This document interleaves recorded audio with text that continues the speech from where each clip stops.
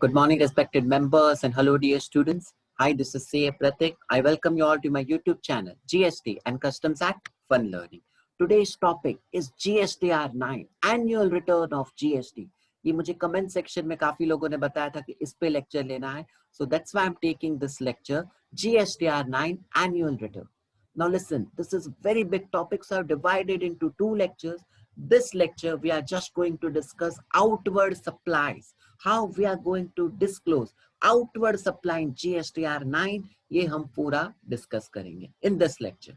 And in second lecture, we will discuss about जो भी हमारा input tax credit है, how we will disclose that in tabs of GSTR 9. Okay so बहुत बड़ा topic है, बहुत इंटरेस्टिंग टॉपिक है. मैंने पूरा इसको केस स्टडी वाइज बनाया, एफएक्यू वाइज बनाया, so that you people enjoy. Okay, so without wasting any time, let's begin today's topic, annual return in GST, part 1. So before explaining GSTR 9 annual return, first हम basic understanding ले लेते हैं GST returns की. Say I'm a registered buyer, GST number है. Okay, from various supplier I'm purchasing goods, service, capital goods. Say मैंने किसी supplier से raw material खरीदे, I paid 10 lakh to him and I also paid GST of 1 lakh 80. किसी और supplier से मैंने services Lee, I paid 2 lakh to him and I also paid GST of 36,000 to them. किसी और supplier से मैंने 40 lakh का capital goods खरीदा, I paid 40 lakh to him and 4 lakh 80 GST. So in short, मैंने 52 lakh rupees pay किया purchases पे and मैंने 6 lakh 96 का GST भरा. So I paid him 52 lakh अलग अलग supplier को and as a buyer I already paid GST of 6 lakh 96 and ये supplier ये GST government को भर देते हैं. So supplier collected GST from me and paid to the government of 6 lakh 96. So ये purchase पे मैं जो भी GST भरता हूँ, इसका मुझे क्या मिलता है? Input tax credit मिला. So whatever GST I paid on purchase, service, capital goods, I got input tax credit of 6 lakh 96. Correct? Now through this I manufacture finished goods. ये सबसे मैंने क्या किया? Finished good बनाया and then I sold this finished good for 1 crore plus 18 lakh GST. So अब जो मैंने cell किया कस्टमर को, customer will pay me 1 crore, ये मेरा हो गया, and customer will also pay 18 lakh of GST to me. Correct? So ये जीएसटी मेरी लायबिलिटी हो गई 18 lakh. Okay, so now I have collected GST of 18 lakh जो मुझे गवर्नमेंट को भरना है. But what I am telling to government कि my GST liability on outward supply is 18 lakh. Purchase by already paid GST of 6 lakh 96. How much I will pay? Only balance of 11 lakh 4,000. Correct? So जो भी मैं cell करता हूँ, जो भी मेरा outward supply की डिटेल है, जो भी 18 लाख है, ये मुझे डिक्लेयर करना है कौन से रिटर्न में? GSTR 1. I have to declare this in my GSTR 1. Okay, and मैंने परचेज पे जो भी जीएसटी भरा, जो भी एक्चुअल 11 लाख 4 जीएसटी भरूंगा, ये सब मुझे कौन से रिटर्न में डिक्लेयर करना है? GSTR 3B में डिक्लेयर करना है. So this are the two type of return. 9 पढ़ने से पहले ये समझो, ये दो रिटर्न्स मुझे हर एक को भरने. Correct? So first is GSTR 1. आप जो भी सेल करते हो आउटवर्ड सप्लाई, आपको हर एक ट्रांजैक्शन की डिटेल देनी इनवॉइस वाइज. ओके, आपको हर एक ट्रांजैक्शन, अगर 1 करोड़ इनवॉइस है तो 1 करोड़ एंट्रीज होगी आपकी. इनवॉइस वाइज आपकी एंट्री आएगी GSTR 1 में. ओके, लेकिन यही जो आप आउटवर्ड सप्लाई डिक्लेयर कर रहे हो, इसकी समरी भी देनी पड़ती है GSTR 3B में. सो आउटवर्ड सप्लाई इनवॉइस वाइज आता है GSTR 1 में, और समरी टोटल सिर्फ एक फिगर डालना है in GSTR 3B. Okay, and purchase पे आपने जो भी जीएसटी भरा आईटी से, ये भी 3B में आएगा. और जो आप एक्चुअल जीएसटी भरोगे, सेल माइनस परचेज, वो भी GSTR 3B में आता है. सो आउटवर्ड सप्लाई की डिटेल 1 में भी आती है एंड 3B में भी आती है, बाकी सब 3B में आता है. फेयर है? अब सुनो मेन पॉइंट. सुनो, डिटेल्स ऑफ आउटवर्ड सप्लाई. मैं जो भी सेल करता हूँ कौन से रिटर्न में हमें देना है? GSTR 1. 3B में सिर्फ समरी देनी, यहाँ तो डिटेल में देना है. ओके, ये GSTR 1 एसएससी को कब भरना है पता है? Every month you have to file on 10th of the subsequent month. सभी पर्सन जिसके पास भी जीएसटी नंबर है, उसको ये डिटेल देनी है 10th of the subsequent month. So say September 20 चालू है, मुझे GSTR 1 भरना है अक्टूबर 2020. ओके, एंड मैंने परचेज पे जो भी जीएसटी भरा, जो एक्चुअल में जीएसटी पे कर रहा हूँ, ये कौन से रिटर्न से भरना है? 3B. ये कब भरना? ये भी एवरी मंथ भरना है. Due date is 20th of the subsequent month. Due date is 20th of subsequent month. So मैंने जो भी सेल आउट आईटीसी जो भी मेरा होगा सितंबर 20 का, ये मैं पे करूंगा 3B से 20th ऑफ सब्सिक्वेंट मंथ। सितंबर 20 है तो 20th October 2020। Okay, there are many due dates but main यही ड्यू डेट है, आपको ध्यान देना। ओके, सो ये एनुअल रिटर्न क्या है? ये GSTR 1 समझ गए, GSTR 3 भी समझ गए, तो what is this annual return ये समझ नहीं आ रहा है। हाँ सुनो, every month whatever GSTR 1 you will file outward supply, और every month आप जो ITC GST भरोगे थ्रू 3B, ये जो every month 12 months तक फाइल करोगे ना, इसका एग्रीगेट 12 months का टोटल आपको डिक्लेयर करना है। जो भी GSTR 1 एंड 3B में आपने ईच मंथ में डाला, अब इसका एग्रीगेट करके आपको डिक्लेयर करना है in GSTR 3B, sorry GSTR 9 annual return. Correct. So जो भी GSTR 1 एंड GSTR 3B में आप हर मंथ करते हो, अब उसका एग्रीगेट 12 मंथ्स का total for the financial year 18-19 आपको GSTR 9 में डिक्लेयर करना है। सो what is this GSTR 9? It's an annual return. जो भी हर महीने आपने GSTR 1 भरा, पूरे 12 महीने का टोटल एनुअल टर्नओवर आपको यहाँ पे डालना है। एनुअल आईटीसी पूरे 12 मंथ्स में जो भी आपका आईटीसी आपको यहाँ डालना है। एनुअल रिवर्स चार्ज, जो भी आपका रिवर्स चार्ज लायबिलिटी था 12 महीने का, एंड जो भी आप एक्चुअल जीएसटी भरो टोटल ऑफ फाइनेंशियल ईयर 18-19, ये पूरा आपको एनुअल रिटर्न में डालना है। Okay, so this is our annual return जो मैं पोर्टल पे आपको लाइव दिखाता हूँ। आप लॉग इन करने के बाद सर्विसेज में जाके एनुअल रिटर्न पे क्लिक करो। बहुत ही बड़ा फॉर्म है ये, 18-19 आप सिलेक्ट करो एंड यहाँ आपका एनुअल रिटर्न ओपन होगा। Okay, so this is what your annual return. अब इसको कैसे भरते हैं हम सब कुछ सीखेंगे, बहुत ही बड़ा फॉर्म है। See this form, see there are n number of tab 4 ये दिख रहा है annual return GSTR 9 financial year 18-19। there are n number of tab 4 5 6 7 8, हम सारे tabs डिस्कस करेंगे one by one. Majority of tabs यहाँ पे हमारे लेक्चर में डिस्कस कर लेंगे। ठीक है, so this is our annual return. जो भी 12 मंथ्स आपका GSTR 1 एंड 3 भी होगा, सबका एग्रीगेट करके यहाँ पे एनुअली जो भी फिगर होगा यहाँ पे डिस्क्लोज करना है। करेक्ट। सो कुछ केस स्टडीज है, FAQs है जो आप सबके माइंड में होंगे, वो स्टेप बाय स्टेप डिस्कस करते हैं। क्वेश्चन नंबर 1, ये भाई साहब हमसे क्वेश्चन पूछ रहे हैं, who is required to file annual return? किसको एनुअल रिटर्न भरना है? कोई टर्नओवर लिमिट है 1 लाख 2 लाख 5 लाख? कोई तो टर्नओवर लिमिट नहीं, सबको थोड़ी भरना होता है। सो आंसर देखो, as per section 44 of CGST act, read with rule 80, every person जिसके पास GST नंबर है उसको एनुअल रिटर्न भरना है। Every person registered in GST has to file annual return. कोई टर्नओवर लिमिट नहीं, कोई भी टर्नओवर लिमिट नहीं है। इसमें एक रिलैक्सेशन है जो सब्सिक्वेंट स्लाइड में डिस्कस करेंगे। Okay, so as on date जिसके पास भी GST नंबर है उसको एनुअल रिटर्न भरना ही भरना है। करेक्ट, ये फर्स्ट क्वेश्चन था। अब ये सर हमसे फिर से क्वेश्चन पूछ रहे हैं कि sir my turnover for entire year is nil, GST number है लेकिन 1 रुपए का भी सेल नहीं हुआ sir, so my turnover itself is nil, no turnover, no ITC, no reverse charge, nothing. So shall I still file annual return? What do you think? What do you think? Are you still required to file annual return? Listen answer. क्या लिखा है? As per section 44, every registered person, यानी GST number हो आपको annual return भरना ही भरना। Turnover हो कि ना हो, GST नंबर है, एनुअल रिटर्न भरना ही भरना। ओके, लेकिन इसमें एक रिलैक्सेशन आया इन 37 GST council meeting. See what is the relaxation? जिसके पास भी GST नंबर है लेकिन अगर उसका टर्नओवर फाइनेंशियल ईयर में 2 करोड़ से कम है तो उसको एनुअल रिटर्न ऑप्शनल है। ऑप्शनल है, माफ किया ऐसा नहीं बोला, ऑप्शनल है। भरना है तो भरो, नहीं भरना है तो नहीं भरो, चलेगा। सो जिसका भी turnover in the year is less than 2 crore से कम है तो आपको ऑप्शनल है GSTR 9 भरना है, ये बोला गया। But as a consultant advice मैं एडवाइस करूंगा कि GSTR 9 भरना ही चाहिए, 2 करोड़ हो कि कम हो भरना ही चाहिए, क्योंकि कोई भी मिस्टेक, एरर, ओमिशन छूट गया हो तो एनुअल रिटर्न में डिक्लेयर करके भर सकते हो। सो ये एडवांटेज है, मेरे हिसाब से भरना ही चाहिए। ओके, सो ये पॉइंट ध्यान देना। अगर आपका 2 करोड़ से कम है turnover, it's optional, not compulsory. अब केस स्टडी 3 पे आते हैं।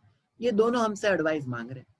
हाँ, ये देखो क्या बोल रहे हैं, ये first person, he is a casual taxable person, कोई एग्जीबिशन में सेल करने आया 2-3 दिन, ये एक एनआरआई है, जापान से इंडिया एसी बेचने आया था कुछ दिनों के लिए, ठीक है। तो ये लोगों ने तो जीएसटी नंबर टेम्पररी लिया रहता है, याद है, मिनिमम 1 डे का भी मिलता है इन लोगों को, बट मैक्सिमम इनको 90 डेज का मिलता है, फिर तो इनका नंबर कैंसिल हो जाता है।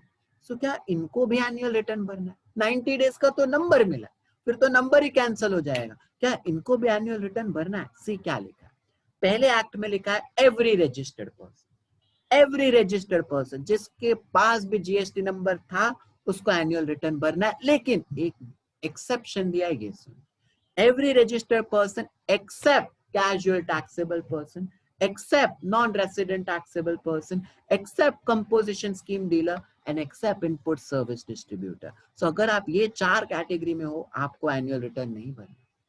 ओके, सो ये एक चीज ध्यान देना, अगर आप कैजुअल पर्सन हो या एनआरआई में हो 90 डेज का तो जीएसटी नंबर मिलता है, आप लोगों को एनुअल रिटर्न नहीं भरना है।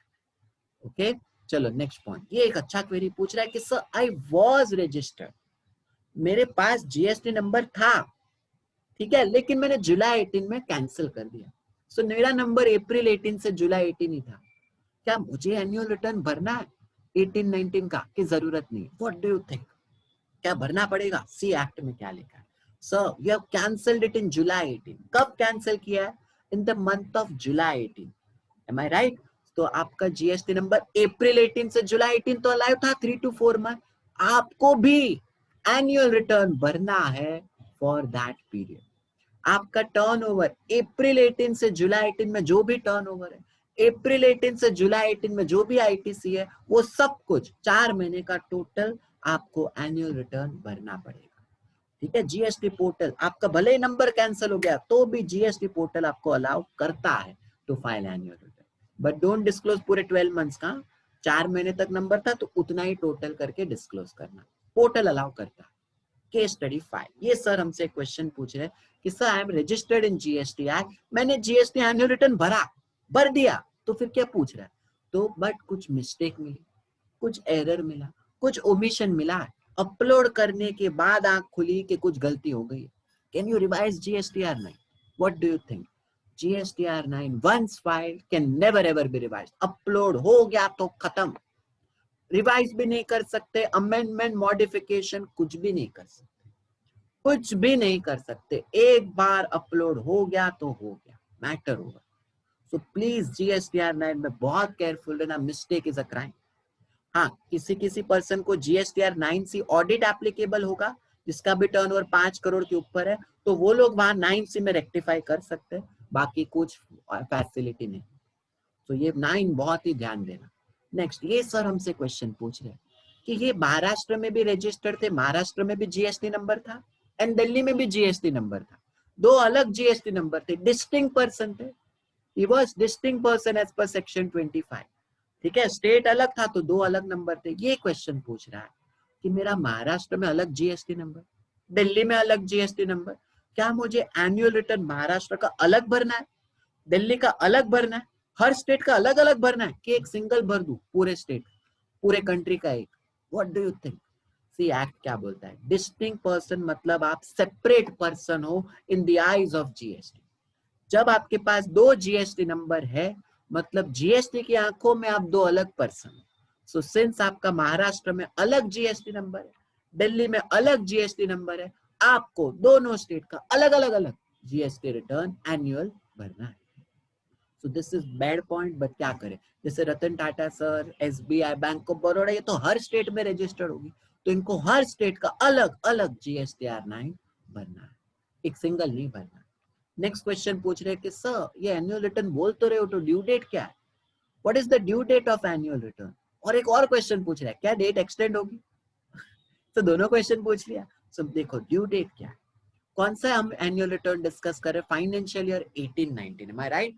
Due date is 9 months from the end of the financial year, due date is 9 months from the end of the financial year. So हम डिस्कस कर रहे हैं एनुअल रिटर्न 18-19 का प्लस 9 months, यानी आपको एनुअल रिटर्न भरना था till 31st December 2019, financial year 18-19 plus 9 months, March 19 plus 9 months, 31st December 19, ये तो कब का चला गया, अभी क्यों लेक्चर ले रहा हूँ? You know why? Because this date is extended till 30th of September 20. Extend हुआ, एक्चुअल December 19 ही था, अब एक्सटेंड हो गया है till 30th of September 2020. Hopefully ये फर्दर एक्सटेंड होगा till 31st December 2020. Okay, so this is the point, ये ड्यू डेट है. अब ये एक और क्वेश्चन पूछ रहा है कि सर वो जीएसटी रिटर्न्स थे ना, GSTR1, वो मैंने भरे ही नहीं, GSTR3 भी भरे ही नहीं, वो सब कौन करे? हम 9 ही डायरेक्टली भर देते. Can we file directly 9? 1 3 भी नहीं भरना. Can you do it? No boss.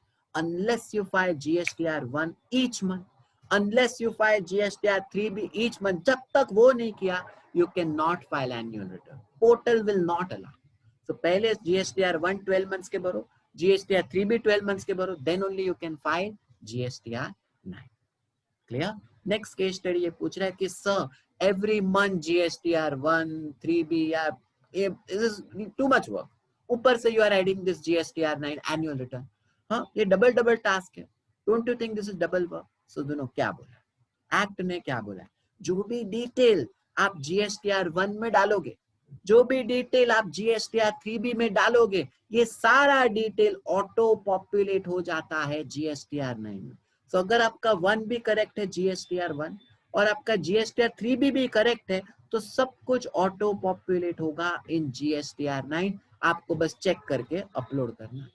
So, ये एक फैसिलिटी दी है. GSTR1 में जो भी फिगर है, GSTR3B में जो भी फिगर है, ऑटो पॉपुलेट होता है इन GSTR9 एनुअल रिटर्न.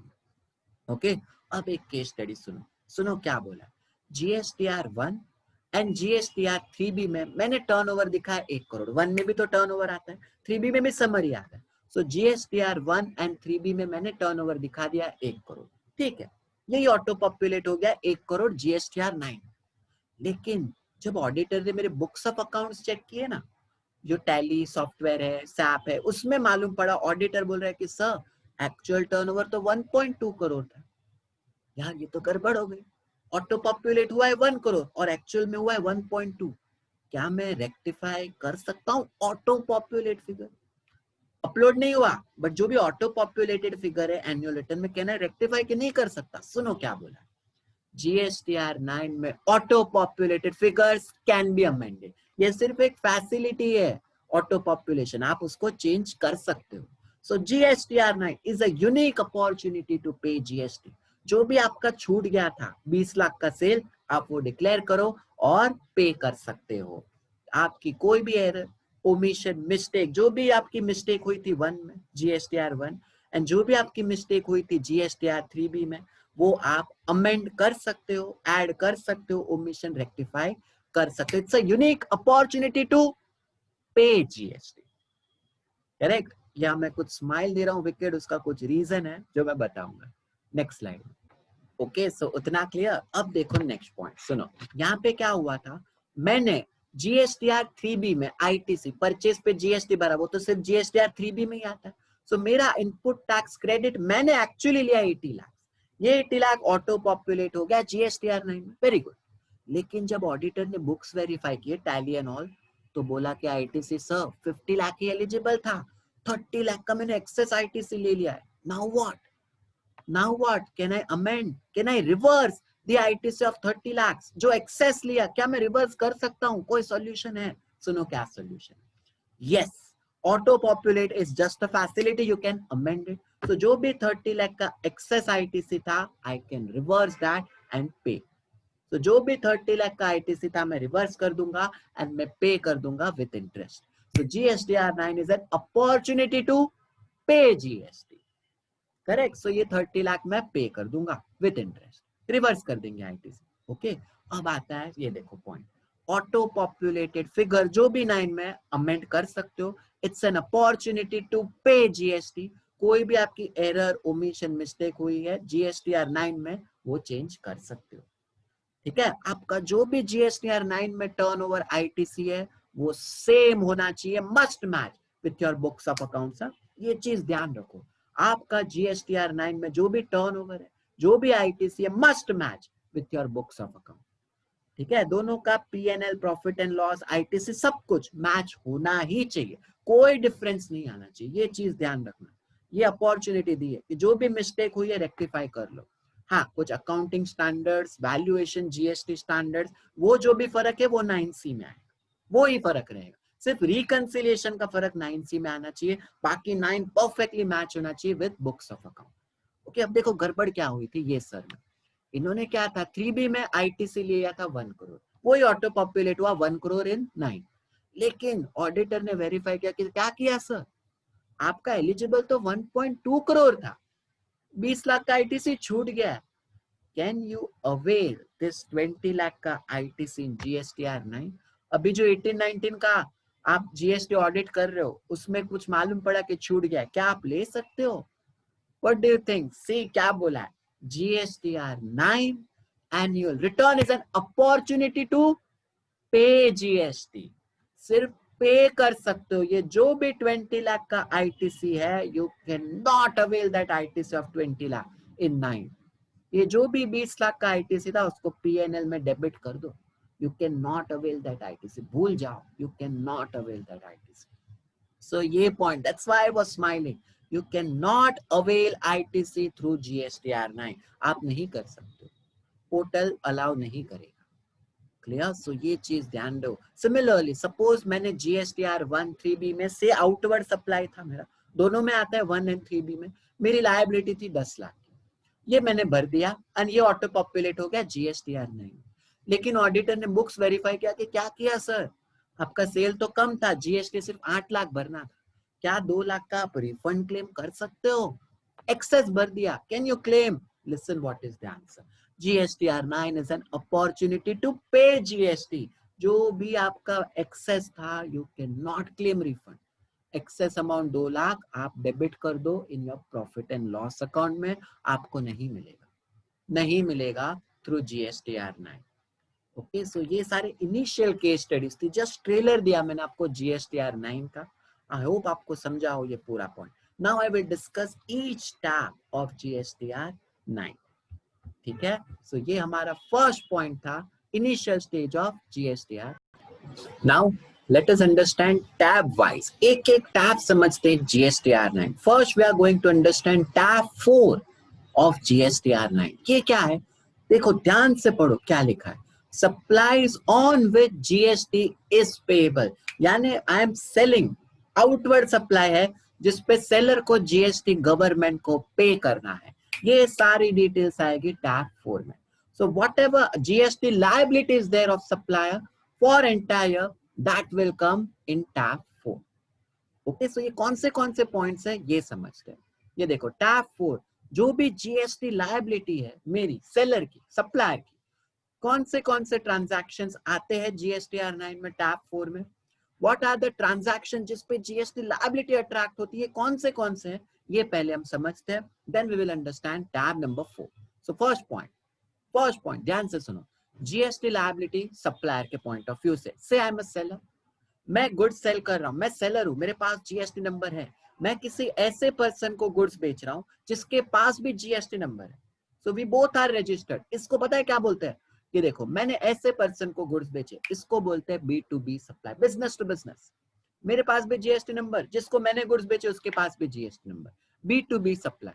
सो मैंने इसको सेल किया, मैं उससे पैसा भी लूंगा एंड मैं उससे जीएसटी भी कलेक्ट करके गवर्नमेंट को पे करूंगा, करेक्ट है? सो यहाँ मुझे जीएसटी लायबिलिटी अट्रैक्ट हुई, I am collecting GST and paying to the government. Similarly मैंने किसी ऐसे पर्सन को गुड्स बेचे या सर्विसेज दी जिसके पास जीएसटी नंबर नहीं है, ये देखो इसको मैंने गुड्स बेच दी, इसके पास जीएसटी नंबर नहीं है, इसको कौन सा ट्रांजैक्शन बोलते हैं, B2C supply, B2C business to customer, business to end user, ऐसे पर्सन को मैंने गुड्स बेचे।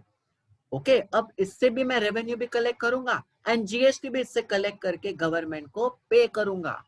सो सप्लायर बायर से जीएसटी कलेक्ट कर रहा है, लायबिलिटी अट्रैक्ट हो गई एंड गवर्नमेंट को पे करेगा। This is the first point, it is immaterial, buyer के पास जीएसटी नंबर है कि नहीं, चाहे वो रजिस्टर हो B2B, चाहे वो अनरजिस्टर हो B2C, मुझे उन लोग से जीएसटी कलेक्ट करना है एंड गवर्नमेंट को पे करना है, सो मेरी लायबिलिटी यहाँ पे अट्रैक्ट हुई है। This is first point. Okay, ये फर्स्ट पॉइंट है। सेकंड सुनो, सैम रजिस्टर्ड इन जीएसटी, मैं सर्विसेज देता हूँ, प्रोफेसर हूँ, चार्टर्ड अकाउंटेंट हूँ ना, सो आई एम गिविंग सर्विसेज। अब एक पॉइंट सुनो, अगर सर्विसेज पे जीएसटी कैसे अट्रैक्ट होता है? अगर सर्विसेज पे मैंने एडवांस कलेक्ट किया है तो, या मैंने इनवॉइस इश्यू कर दिया तो, which ever is earlier, GST attract होता है। एग्जाम्पल, मैंने आप लोगों से एडवांस कलेक्ट कर लिया जुलाई में, कभी कलेक्ट किया इन जुलाई में, लेकिन मैंने आप सबको सर्विसेज दी सितंबर में, सो टेक्निकली इनवॉइस आप पे कब रेस किया? सितंबर में। But since I have collected advances on service in the month of जुलाई, मुझे जीएसटी अट्रैक्ट हो जाएगा इन द मंथ ऑफ जुलाई। ये सर्विसेज पे, गुड्स पे ऐसा नहीं। ओके, सो सर्विसेज में ध्यान देना, टाइम ऑफ सप्लाई। सो यहाँ भी एडवांस मैंने कलेक्ट किया, मुझे जीएसटी लायबिलिटी यहाँ पे भी अट्रैक्ट हो गई है। क्लियर? अब आता है third point, say I am a seller, exporter, मैं आउटसाइड इंडिया गुड्स बेचता हूँ। ये देखो मेरे पास जीएसटी नंबर है, मैं $1,00,000 के गुड्स एक्सपोर्ट कर रहा हूँ यूएसए में। $1,00,000 आप काउंट कर दो, 40 लाख होता है, जिस पे रेट इज 18%। सो ये मैं क्या कर रहा हूँ? गुड्स एक्सपोर्ट कर रहा हूँ आउटसाइड इंडिया। तो ये मैंने वेसल में गुड्स लोड किए, वेसल यानी शिप, लोड किया, अनलोड किया, और अब ये जाएगा कहाँ पे? यूएसए में, और मुझे पैसा मिलेगा $1,00,000 यानी 40 लाख रुपीस मुझे मिलेगा। So I am exporter, correct? When I am exporting I have two options. Option number 1, मैं जो भी एक्सपोर्ट करूंगा मेरे पास एक डॉक्यूमेंट होगा, लेटर ऑफ अंडरटेकिंग, एलयूटी। मैं जो भी एक्सपोर्ट करूंगा मुझे 40 लाख पे जीएसटी भरना ही नहीं, नो जीएसटी, जीरो रेट हो जाएगा अगर मेरे पास एलयूटी है। लेकिन ऑप्शन नंबर 2, मेरे पास एलयूटी नहीं है, I don't have LUT. So first, I will have to pay GST on this 40 lakh. 40 lakh पे 18% liability attract हो गई, 7,20,000. Correct? So ये मेरे पास second option है. मेरे पास LUT नहीं है. So first I will have to pay GST of 7,20,000 and then claim refund of 7,20,000. So यहाँ पे भी liability attract हो गई on export.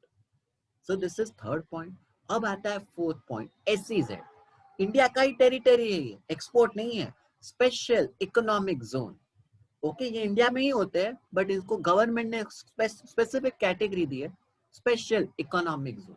सो अगर मैं इनको गुड्स बेचता हूँ या इनको सर्विसेज देता हूँ, supplying goods to SEZ, 10 lakh rupees में ही होगा क्योंकि हम दोनों इंडिया में, जीएसटी रेट 18% है। Now what is SEZ?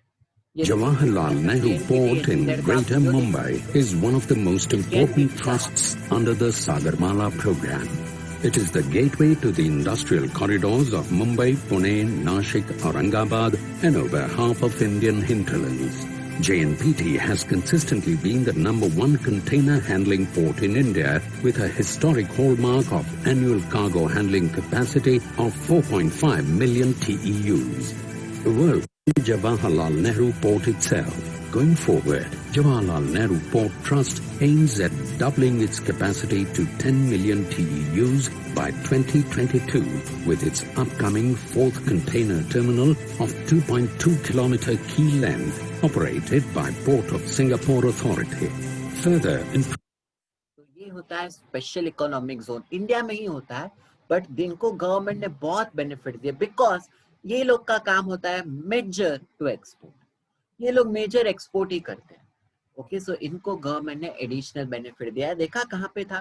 Port के वहां पे ही था, ताकि इजीली एक्सपोर्ट कर सके, ब्रिजेस, हाईवे सब कुछ कनेक्टेड हो सके ताकि एक्सपोर्ट कर सके, बहुत अच्छी फैसिलिटी होती है। So when I supply goods और give services to SEZ, again मेरे पास दो ऑप्शन है, सेम एज एक्सपोर्ट। मैं एलयूटी ले सकता हूँ, मैं एलयूटी, लेटर ऑफ अंडरटेकिंग ले सकता हूँ, 10 लाख पे जीएसटी भरना ही नहीं है, नो लायबिलिटी। लेकिन ऑप्शन 2, मेरे पास एलयूटी नहीं है, मुझे 10 लाख पे पहले 18% जीएसटी भरना होगा, 1,80,000, एंड देन वो 1,80,000 का रिफंड क्लेम करना होगा। सो फर्स्ट मुझे 10 लाख पे 1,80,000 की लायबिलिटी अट्रैक्ट हुई है एसईजेड में, तो ये भी आ जाएगा टैब 4 में। करेक्ट? चलो अब आता है नेक्स्ट पॉइंट। ये सारे वही पॉइंट है जिसपे मुझे जीएसटी भरना पड़ेगा। कौन से पॉइंट है? ये नेक्स्ट है, GST liability under reverse charge mechanism. से मैं रिसीवर हूं, मैंने एडवोकेट सर्विसेज ली है, दी नहीं है, आई हैव अवेल्ड और टेकन एडवोकेट सर्विसेज। ये देखो, अब जब भी आप एडवोकेट सर्विस लेते हो या आप जीटीए सर्विसेज लेते हो या और कोई भी सर्विसेज लेते हो, तो आप इनको पे करोगे। So I will pay money to him. ये जो भी मनी मैं पे करूंगा, इस पे मुझे जीएसटी भरना पड़ता है under reverse charge mechanism. Okay, so यहाँ पे I am receiving advocate service, I am receiving GTA service, मुझे जो भी सर्विसेज मिली इस पे मुझे जीएसटी लायबिलिटी आ गई under reverse charge mechanism. Correct. अब आता है next point, reduction in GST liability for issue of credit notes. So credit notes के बारे में डिस्कस करते हैं. ये देखो, से आई एम अ सेलर, मैंने ये भाई साहब को 1 लाख क्वांटिटी के गुड्स बेचे जिसका वैल्यू होता है 10 लाख और 1,80,000 का जीएसटी भी भरा. ओके, सो ये मैंने सेल किया था इनको 1 लाख क्वांटिटी, रुपीज 10 लाख, जिसपे 1,80,000 जीएसटी कलेक्ट करके भरा. अब इनको कुछ गुड्स अच्छे नहीं लगे, so out of 1 lakh quantity 10,000 quantity के गुड्स रिटर्न कर दिए. 10,000 क्वांटिटी के गुड्स रिटर्न कर दिए, यानी 1 लाख के गुड्स रिटर्न किए और जीएसटी भी 18,000 कम हो गया. ये देखो, इतना गुड्स रिटर्न किया. अब जब भी गुड्स रिटर्न होते हैं, सप्लायर जो सेल करता है उसी को एक डॉक्यूमेंट इश्यू करना पड़ता है, क्रेडिट नोट. सो 1 लाख के जो गुड्स रिटर्न आए और 18,000 का जो जीएसटी रिटर्न आया, इसके लिए सेलर को, सप्लायर को डॉक्यूमेंट रेज करना पड़ेगा, क्रेडिट नोट. ये क्रेडिट नोट मेरी लायबिलिटी कम कर रहा है, ये भी डिस्क्लोज करना है. करेक्ट. सो ये देखो, टैब 4 का एक केस स्टडी करते, जो भी हमने सब सीखा वो एक केस स्टडी करते हैं. See this first point, say I am selling goods within the state to a registered person B2B, यानी मैंने गुड्स बेचे ऐसे पर्सन को जिसके पास जीएसटी नंबर है. 10 लाख का बेचा, 90,000 जीएसटी कलेक्ट किया, अब भरनी है. Second point, I sold goods outside the state to unregistered person B2C, 5 lakh के बेचे और आउटसाइड है तो आईजीएसटी था 90,000. करेक्ट. थर्ड, मैंने कुछ गुड्स सेल किए SEZ unit, special economic zone, मेरे पास एलयूटी नहीं था, इसलिए मुझे लायबिलिटी अट्रैक्ट हो गई, 10 लाख था जिसपे 1,20,000 आईजीएसटी. ओके, फिर मैंने कुछ गुड्स एक्सपोर्ट किए, अगेन एलयूटी नहीं था. सिंस एलयूटी नहीं था, एक्सपोर्ट पे मुझे जीएसटी भरना पड़ेगा. 20 लाख का था, उस पर अज्यूम 1 लाख रुपए. ये सारी लायबिलिटी आ रही है. फिर मैंने कुछ एडवांस कलेक्ट किए थे ऑन सर्विसेज 2 लाख का, जिसपे मैंने 18,000 जीएसटी भी कलेक्ट किया, सो ये भी लायबिलिटी आ गई. और मैंने कुछ एडवोकेट सर्विसेज ली थी, अवेल की थी एडवोकेट सर्विस. जब आप एडवोकेट सर्विस लेते हो आपको जीएसटी भरना है अंडर रिवर्स चार्ज, सो ये भी लायबिलिटी आ गई, 1,09,000 and 9,000. अब जो भी मैंने गुड्स बेचे थे ना, ये रजिस्टर्ड पर्सन B2B सबसे पहला, उसमें से वो पर्सन ने 2 लाख के गुड्स रिटर्न कर दी. ठीक है, और 18,000 का जीएसटी भी, उतना मेरा लायबिलिटी कम हो गया. So now how I need to present this in tab 4, वो देखो. इसको हम प्रेजेंट कैसे करेंगे टैब 4 में, ये एक टू स्टेप बाय स्टेप समझते हैं. ये देखो, आपका यहाँ पे आपको स्क्रीन लेफ्ट हैंड साइड पे क्वेश्चन है जो हमारा, और राइट हैंड साइड पे आपको दिखेगा कैसे पूरा डिस्क्लोज करना. सो फर्स्ट मेरा क्या था, ये मेरा GSTR 9 है, आप देख सकते हो टैब 4. फर्स्ट मेरा था goods sold B2B registered person को बेचा, तो ये हमारा टैब 4 है. आप देख सकते हो B2B दिख रहा है, supply made to registered person. 10 lakh के गुड्स बेचे थे, 90,000 CGST, 90,000 SGST, ये डिक्लेयर कर दिया. सिमिलरली सेकेंड पॉइंट क्या था मेरा, मैंने अनरजिस्टर्ड B2C को बेचा था 5 लाख, तो यहाँ पे आओ फिर से, ये फर्स्ट पॉइंट दिख रहा है, B2C आ गया. यहाँ पे भी लायबिलिटी है, मैंने 5 लाख के बेचे जिसपे 90,000 IGST था, वो भी डिक्लेयर कर दो. थर्ड पॉइंट, मैंने कुछ SEZ को सप्लाई किया था 10 लाख और एलयूटी नहीं है, मतलब मुझे 1,20,000 पे करना है. सो यहाँ पे एक पॉइंट है D, दिख रहा है SEZ. सो मैंने 10 लाख का सेल किया था और उस पर हमेशा IGST होगा 1,20,000, इम्पॉसिबल CGST. फिर नेक्स्ट आपने एक्सपोर्ट किया था एंड एलयूटी नहीं था, सो अगेन लायबिलिटी अट्रैक्ट हो गई. 20 लाख का मैंने एक्सपोर्ट किया था, सो आई विल राइट 20 लाख, और हमेशा एक्सपोर्ट होता है तो always IGST, impossible CGST, so again I will right IGST में से 1 लाख. फिर ये सारी लायबिलिटी है. फिर मैंने एडवांसेस कलेक्ट किया था, एडवांस पे GST आता है, 2 लाख एडवांस कलेक्ट किया था. सो यहाँ पे एक पॉइंट है एडवांसेस, 2 लाख रुपए आपने एडवांस कलेक्ट किए थे और उस पे 18,000 का GST लायबिलिटी अट्रैक्ट हुआ. सो ये सारी लायबिलिटीज आ रही है. आपको यहाँ पे 18,000 और 18,000 लिखना है. बट CGNSG है, बाय मिस्टेक IG मैं डिलीट कर देता हूँ. सो CGNSG आ जाए. ओके, नेक्स्ट इज व्हाट, मैंने एडवोकेट सर्विसेज अवेल की थी. रिवर्स चार्ज पे मुझे जीएसटी भरना पड़ता है when I avail advocate service. So ये देखो पॉइंट दिख रहा है, इनवर्ड सप्लाई जिसपे रिसिपिएंट को जीएसटी भरना है रिवर्स चार्ज पे. सो ये आ जाएगा 1 लाख और 9,000 एंड 9,000 CGNSG. अब ये जो मैंने सेल किए थे गुड्स 10 लाख के, उसमें से 2 लाख के गुड्स रिटर्न किए थे, तो मुझे कौन सा डॉक्यूमेंट उसको देना होगा, क्रेडिट नोट. कौन सा डॉक्यूमेंट देना होगा, क्रेडिट नोट. तो यहाँ एक पॉइंट है क्रेडिट नोट का, जो भी गुड्स बायर ने मुझे रिटर्न किए आपको यहाँ पे डिक्लेयर करना है क्रेडिट नोट. इतनी लायबिलिटी वो कम कर देगा मेरी, दिख रहा है. सो फाइनली आपका टैब 4 कंप्लीट हुआ. आपकी टोटल लायबिलिटी दिखेगी, ये देखो 1,17,000 माइनस 18 क्रेडिट नोट से कम हो. Finally this is your liability पूरे साल की 18-19 की टैब 4. अंडरस्टूड. आपने 46 लाख का सेल किया है नेट, जिसपे आपने 3,10,000 99,000 एंड 99,000 की liability. Understood. So this was our point. Tab 4 इस तरीके से भरना, जो आपकी लायबिलिटी हो, B2B, B2C, export without LUT, SEZ without LUT, advances, reverse charge, सब कुछ जिस पे भी लायबिलिटी आती है आपको यहाँ पे डिक्लेयर करना है. फेयर है. ये फर्स्ट टैब कंप्लीट हुआ, टैब नंबर 4. ओके, आपकी लायबिलिटी आ गई 3,10,000 99 एंड 99. पे करो, भर दिया है तो बच गए. नेक्स्ट टैब 4 में क्या क्या पॉइंट आते हैं.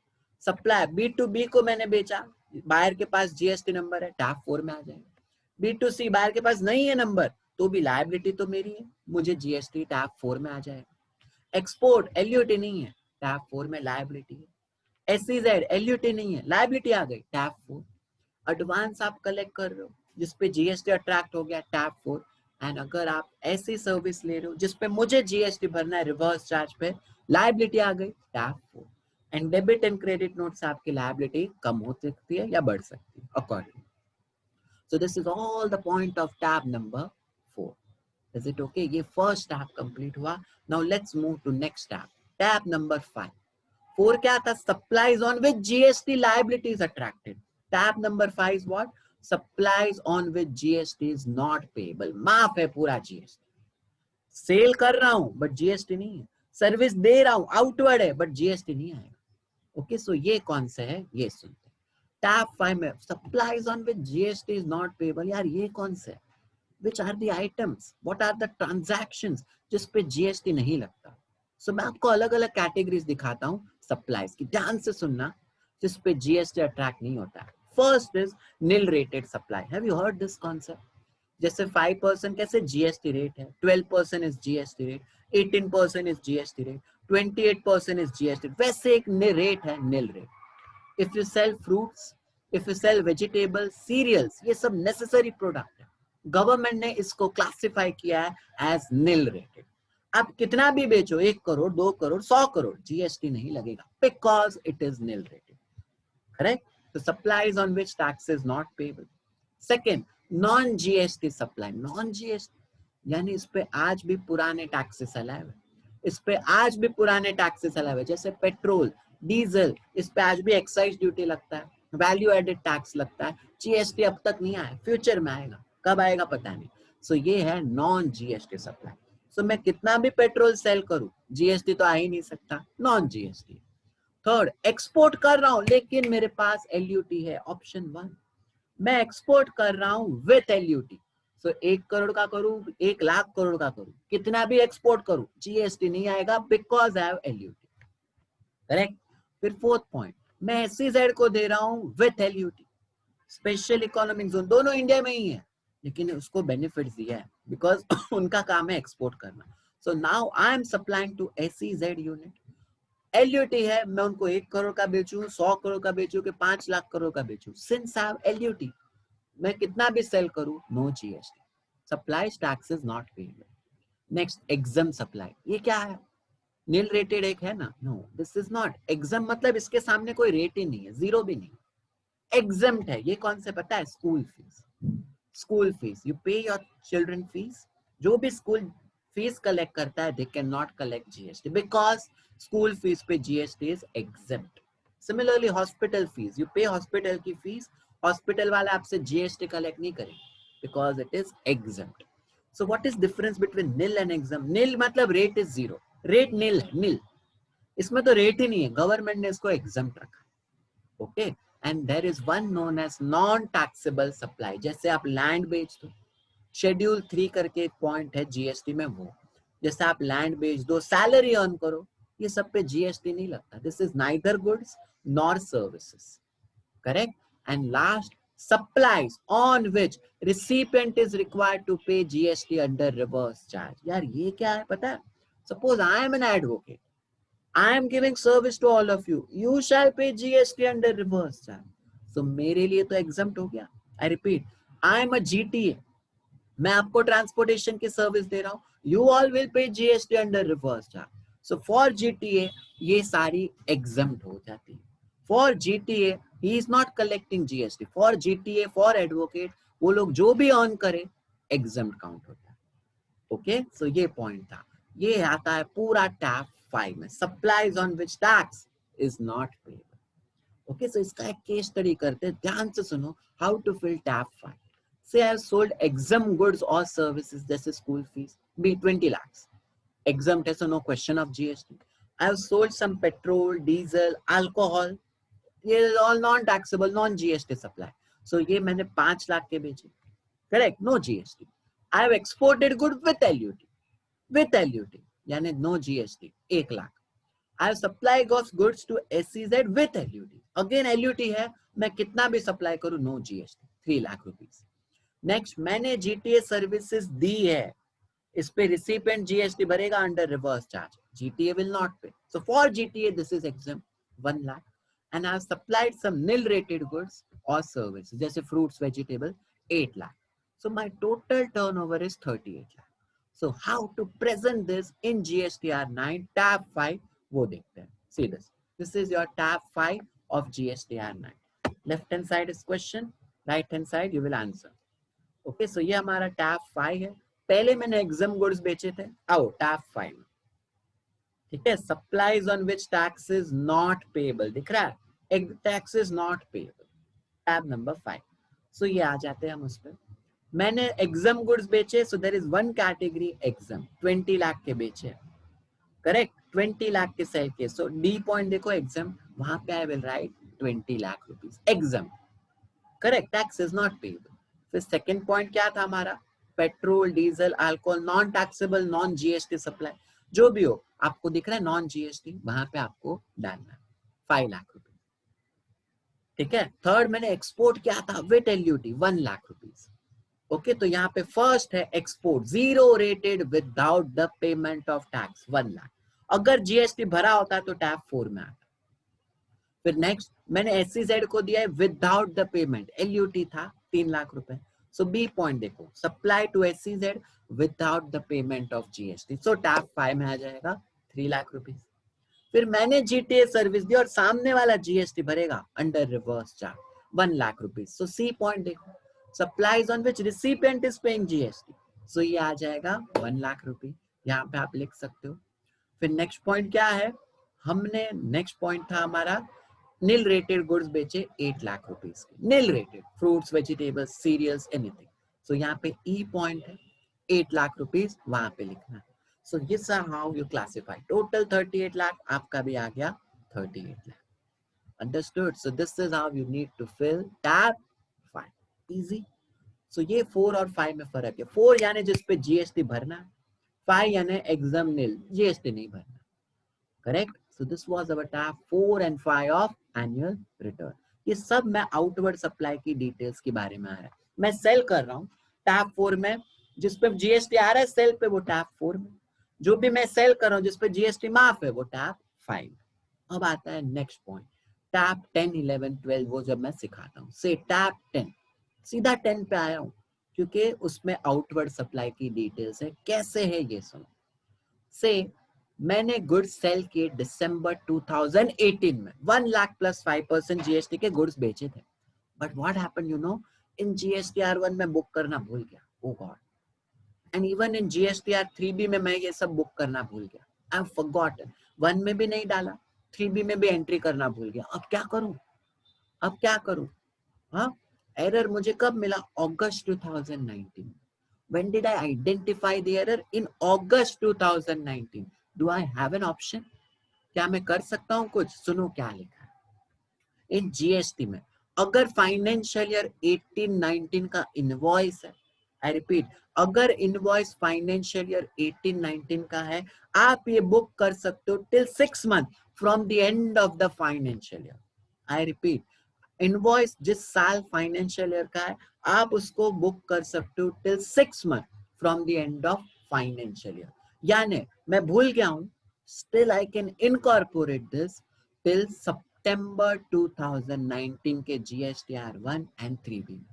कब तक कर सकता हूं? फाइनेंशियल ईयर 18-19 प्लस 6 मंथ, यानी सितंबर 2019 के जीएसटीआर 1 में भी ये मैं एंट्री कर सकता हूं एंड 3B में भी कर सकता हूं. हेंस मैं जो अगस्त 19 में मिस्टेक मिली, मैं ये डिक्लेयर करूंगा इन जीएसटीआर 1 ऑफ अगस्त 19 एंड मैं ये फिगर डिक्लेयर करूंगा इन जीएसटीआर 3B ऑफ अगस्त 19. करेक्ट. सो मैंने टैक्स कब भर दिया? अगस्त 2019 में भरा, विद इंटरेस्ट भर दिया. ओके सर, अब इसको कैसे प्रेजेंट करना है ये सुनो, ये बहुत ही इंपॉर्टेंट है एंड थोड़ा कंफ्यूजिंग है. सुनो, जीएसटीआर में मैंने कब भरा? 18-19 का पैसा मैंने 19-20 में भरा है, सितंबर 19. ठीक है, इनवॉइस 18-19 का था, मुझे गलती 19-20 में मालूम पड़ी, अगस्त में. सो यहाँ पे एक अलग सा टैब है, ये देखो टैब 10 दिख रहा है, डिटेल्स ऑफ प्रीवियस ईयर, मतलब 18-19 reported in next year 19-20. Previous year यानी 18-19 का आपने 19-20 में भरा है, तो टैब 10 करके एक टैब है जो जिंदा है. ये देखो, फाइनेंशियल ईयर 18-19 का जो आप 19-20 में भर रहे हो, तो आपको यहाँ पे डिटेल्स डालनी है टैब नंबर 10 में. करेक्ट. कितने की थी? कितने का था? मेरा 1 लाख का था और उस पे से 2,500 जीएसटी था, CGNST. ओके, सो आपको यहाँ पे फिगर डालना है टैब नंबर 10 में. 18-19 का पैसा अगर आप 19-20 में भरते हो तो टैब नंबर 10 है, 4 या 5 में नहीं आएगा. सो this is very important point जो हमें ध्यान देना, बहुत ही इंपॉर्टेंट पॉइंट. ये कोई ध्यान नहीं देता, सब टैब 4 में ही डाल देते. नो बॉस, अगर 18-19 का पैसा आपने 19-20 में भरा है, जीएसटी में 19-20 में डाला है, टैब नंबर 10 में आएगा. ओके, सो ये प्लीज ध्यान देना, टैब नंबर 10. सो ध्यान से सुनो, इनवॉइस 18-19 का है, अगर आपने 18-19 में प्रॉपर डिक्लेयर कर दिया है, टैक्स भी भर दिया है 18-19 में, तो कौन से टैब में? Tab number 4. टैब नंबर 4 में. लेकिन 18-19 का पैसा आपने 19-20 में भरा, जीएसटीआर 1 में भी 19-20 में, 3B में भी 19-20 में, तो आपको कौन से टैब में डालना है? वो ही आपको डालना है टैब नंबर 10 में. Now listen, next point. Now this is the irony. सुनो, मैंने आपको क्या सिखाया? 18-19 का अगर फिगर है, ये आप डिक्लेयर करते हो फ्रॉम अप्रैल 19 टू सितंबर 19, तो आपको टैब 10 में डालना. बट अगर उसके बाद मिस्टेक मिली तो see this question, see this question. See, there was one invoice of December 18, financial year 18-19 का 5 लाख प्लस 5% GST. ये मैंने बेचा था आउटसाइड द स्टेट. ओके, लेकिन मैं 18-19 में 3B में बुक करना भूल गया, जीएसटीआर 1 में भी बुक करना भूल गया. अब मेरे पास ऑप्शन है, I can declare from April 19 to September 19, but वहां भी भूल गया, मिस्टेक नहीं मिली. ऑडिटर को या मुझे मिस्टेक कब मिली? आफ्टर सितंबर 19, जब वो जीएसटीआर 9 भर रहा था, या 9C अभी सितंबर 20 में भर रहा था ना बेचारा, तब उसको मिस्टेक मिली 2 साल बाद. तो अब मैं क्या करूं? मैं तो भूल गया हूं, तो टैब 10 में डालूं कि नहीं डालूं? सुनो क्या लिखा है एक्ट में, वेरी वेरी कंफ्यूजिंग. सुनो, you can not declare since सितंबर 19 खत्म. अब आप जीएसटीआर 1 में भी नहीं डाल पाओगे, अब आप जीएसटीआर 3B में भी इसको नहीं डिक्लेयर कर पाओगे, भूल जाओ. 1 एंड 3B में नहीं कर पाओगे, तो सॉल्यूशन क्या है? GSTR 9 is an opportunity to pay tax. Am I right? GSTR 9 is an opportunity to pay tax. So जो भी इनवॉइस छूट गया 1 एंड 3B में नहीं डाल पाओगे, लेकिन 9 में ये फिगर डाल पाओगे. 9 से आप ये पे कर सकते हो. तो जो भी आपका 5 लाख का छूट गया था, जो भी आपका 25,000 का जीएसटी छूट गया था, ये आपको 9 में डिक्लेयर करना है एंड पे करना है. कैसे पे करना है? Through form DRC 03. एक फॉर्म है DRC03, वहां से भरना। ओके, सो अब मेरा, मैं बताऊंगा लाइव कैसे करते हैं। अब मेरा क्वेश्चन आता है, ये जो भी आप भूल गए थे, आप 9 में डिक्लेयर कर रहे हो, बट 9 में कौन से टैब में, टैब 4 में कि टैब 10 में? You know what is the answer? You know what is the answer? Answer is tab number 4. Why? Because tab 10 is applicable only अगर फाइनेंशियल ईयर 18-19 का कोई भी इनवॉइस आपने डिक्लेयर किया है, पे किया है in April 19 to September 19 through GSTR 1 and 3. Okay, अगर 18-19 का पैसा आपने अप्रैल 19 टू सितंबर 19 में भरा तो ही टैब 10 आएगा। ये तो सितंबर 19 के बाद भरा, तो अगेन आपको ये डिक्लेयर करना है, टैब 4 में ही डिक्लेयर करना है। सो ये एक आयरनी है, ये एक कंफ्यूजन। अब कैसे डिक्लेयर करना है, DRC03 क्या है ये देखो, टैब 4 में ही डिक्लेयर करना है 5 लाख और 25,000 IGST। ओके, यहीं पे डिक्लेयर करना है, टैब 10 में नहीं आएगा क्योंकि उसमें अप्रैल 19 टू सितंबर 19 ही बोला। ओके, अब आपको ये पे करना होगा, ये जो भी 25,000 है पे करना है। यहाँ पे जो सर्विसेज में, यूजर सर्विसेज में, माय एप्लीकेशन में जाके आपको सिलेक्ट करना है क्या, फॉर्म DRC03, ये सिलेक्ट करना है, दिखा।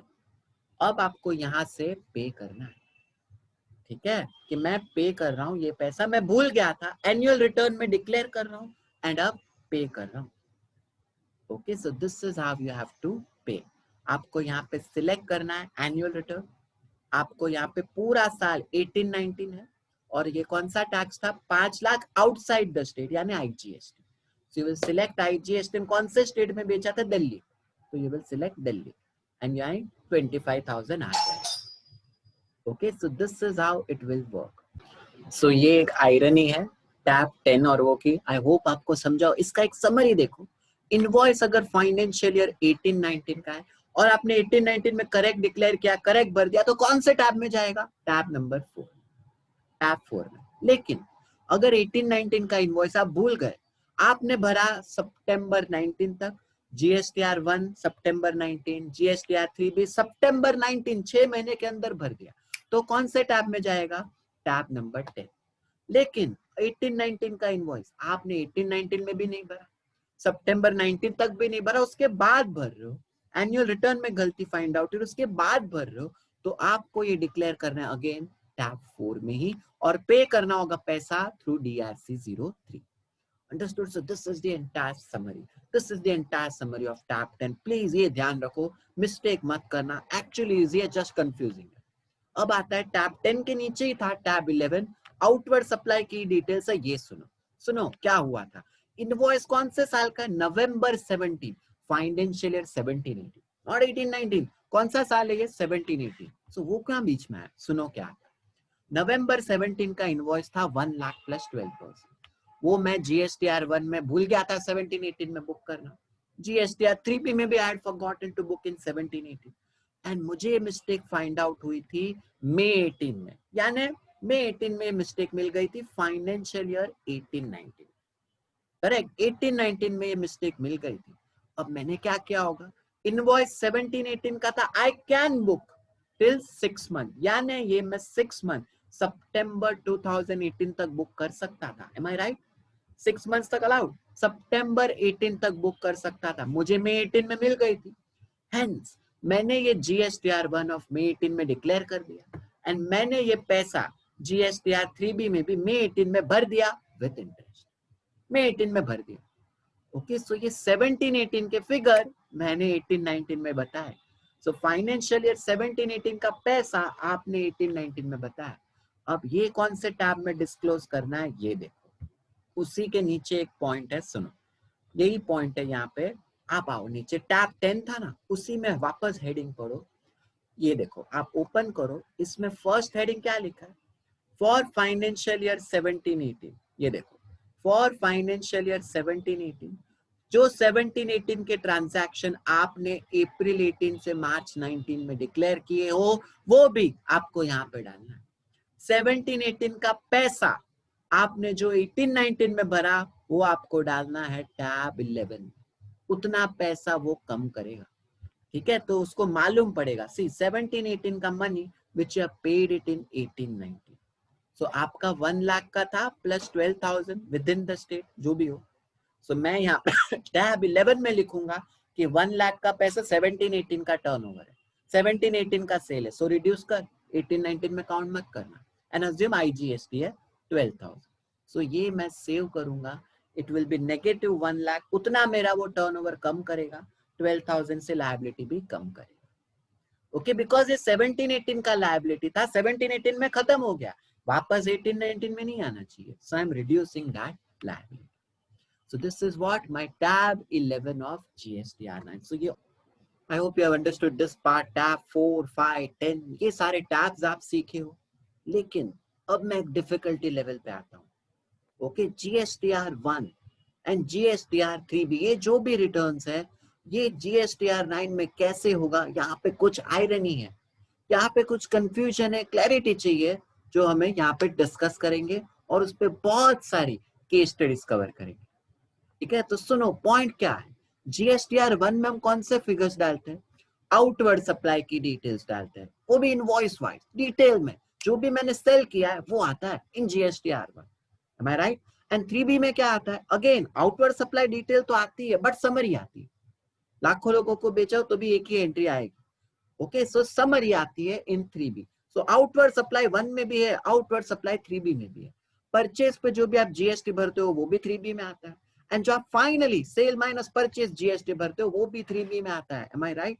अब क्वेरी क्या आती है, व्हाट इज द पॉइंट, यहाँ पे जो भी आप GST भरते हो वो 3B में होता है, जो भी आप GST भरते हो वो 3B से भरते हो, 1 से नहीं भरते, करेक्ट? अब देखो केस स्टडी, देखो केस स्टडी एक सुनो ध्यान से। एनुअल रिटर्न में सारे फिगर्स ऑटो पॉपुलेट होते हैं, जो मैंने स्टार्टिंग में बताया था लेक्चर के बिगिनिंग में। जैसे ये स्लाइड है, ये एनुअल रिटर्न आप ओपन करो, ये मेरे किसी क्लाइंट का है, एनुअल रिटर्न हम ओपन करते हैं, इसमें सारे फिगर्स ऑटो पॉपुलेटेड होते हैं।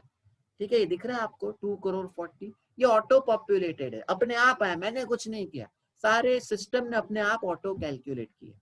ओके, तो ये जो फिगर आ रहे हैं, तो ये आउटवर्ड सप्लाई की डिटेल GSTR1 से आती है, या ये आउटवर्ड सप्लाई की डिटेल GSTR9 में GSTR3B से आती है? कहां से आती है, 1 से आती है कि 3B से आती है? You know, tab 4, tab 5, tab 10, tab 11, जो भी हमने अब सीखा GSTR9 के टैब्स, ये किससे आते हैं, 1 से आते हैं कि 3B से आते हैं? Answer is through GSTR1। तो सारे फिगर्स GSTR9 में ऑटो पॉपुलेट होंगे, ये सारे टैब्स, आउटवर्ड सप्लाई के टैब्स ऑटो पॉपुलेट होते हैं थ्रू GSTR1। प्लीज ये बिठा लो, यहाँ आयरनी डिस्कस करते हैं। ठीक है, ऑटो पॉपुलेट कहां से हुआ, GSTR1। हाउएवर, मैंने अभी आपको क्या बोला, हम टैक्स जो भी हम GST भरते हैं, ऑफसेट करते हैं, ये कौन से रिटर्न से करते हैं, 1 के 3B? Answer is through 3B, यानी हम टैक्स भर रहे हैं थ्रू GSTR3। ओके, जो भी हम सेल्स की डिटेल आते हैं 1 एंड 3B दोनों में आती है, लेकिन हम GST पे करते हैं ओनली थ्रू 3B, करेक्ट? सो GSTR9 में ऑटो पॉपुलेट जो फिगर हो रहे हैं वो कहां से होते हैं, 1 के 3B? Answer is auto population हो रहा है 1 से, लेकिन हम GST कौन से रिटर्न से भरते हैं, 1 के 3B? आंसर इज हम GST भरते हैं 3B से। Now listen to the irony, ये कंफ्यूज करेगा, फिर केस स्टडीज में आपको क्लियर होगा। लिसन टू दिस आयरनी, मैंने आपको अभी 5 मिनट्स पहले क्या बताया, अगर इनवॉइस 18-19 का है, आई रिपीट, इनवॉइस 18-19 का है और आप भूल गए हो, करेक्ट, या फिर आपने सही डाला हो, से टैक्स आपने भर दिया हो 18-19 में ही, इनवॉइस 18-19 का है और आप 18-19 में टैक्स पे करते हो, कौन से रिटर्न से पे करते हो, 3B आपने टैक्स पे किया है 18-19 के 3B में ही, तो ये टैब 4 में आता है, correct? Tax paid is the criteria. Similarly अगर इनवॉइस 18-19 का है और अगर आप टैक्स भर देते हो from April 19 to September 19, tax paid through 3B of April 19 to September 19, तो ये कौन से टैब जाता है, एनुअल रिटर्न के टैब 10। सिमिलरली अगर आप 18-19 का इनवॉइस है, आपने 18-19 में भी बुक नहीं किया, अप्रैल 19 टू सितंबर 19 में भी बुक नहीं किया, अब भी बुक कर रहे हो, अब भी पे कर रहे हो, तो ये जाएगा टैब 4 में। सो यहाँ पे आयरनी कुछ समझी? What is irony? जीएसटीआर 9 में फिगर्स कहाँ से आ रहे हैं? ऑटो पॉपुलेट हो रहे हैं 1 से। ऑटो पॉपुलेट सारे टैब 4, 5, 10, 11 सब ऑटो पॉपुलेट होता है 1 से। लेकिन अभी हमने क्या सीखा? 4, 5, 10, 11 कैसे भरना है?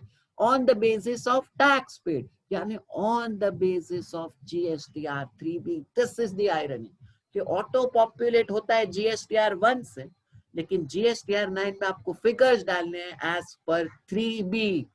3B के हिसाब से फिगर डालने एज पर टैक्सेस पेड। आपको ये टैब भरने। ऑटो पॉपुलेट रॉन्ग भी हो सकता है, जीएसटीआर 1 गलत भी हो सकता है, ठीक है। सो ऑटो पॉपुलेट होगा जीएसटीआर 1 से, लेकिन आपको पूरा जीएसटीआर 9 भरना है through 3B। So this is the irony. यार ये कैसे गड़बड़ सॉल्व करें? इसके 10 से 12 केस स्टडीज बनाया मैंने, ये देखो 1 बाय 1 सारे केस स्टडीज करते आपको क्लियर हो जाएगा, ठीक है। से एडवांस केस स्टडी 1, पहला केस स्टडी में आपके स्क्रीन पे है, देखो। ये एक ऑडिटर ने फाइंड आउट किया कि एक इनवॉइस था आपका बुक्स ऑफ अकाउंट में, टैली में, सैप में देखा कि दिसंबर 18 का एक इनवॉइस था 5 लाख प्लस 5% जीएसटी। ये मैंने बेचा था outside the state, books of account में है, लेकिन मैं जीएसटीआर 1 में डालना भूल गया हूँ एंड जीएसटीआर 3B में भी डालना भूल गया हूँ। इन शॉर्ट 1 में भी नहीं है एंड 3B में भी नहीं, यानी मैंने इस पे टैक्स नहीं भरा, मैंने इस पे टैक्स नहीं भरा, 3B में नहीं भरा 18-19।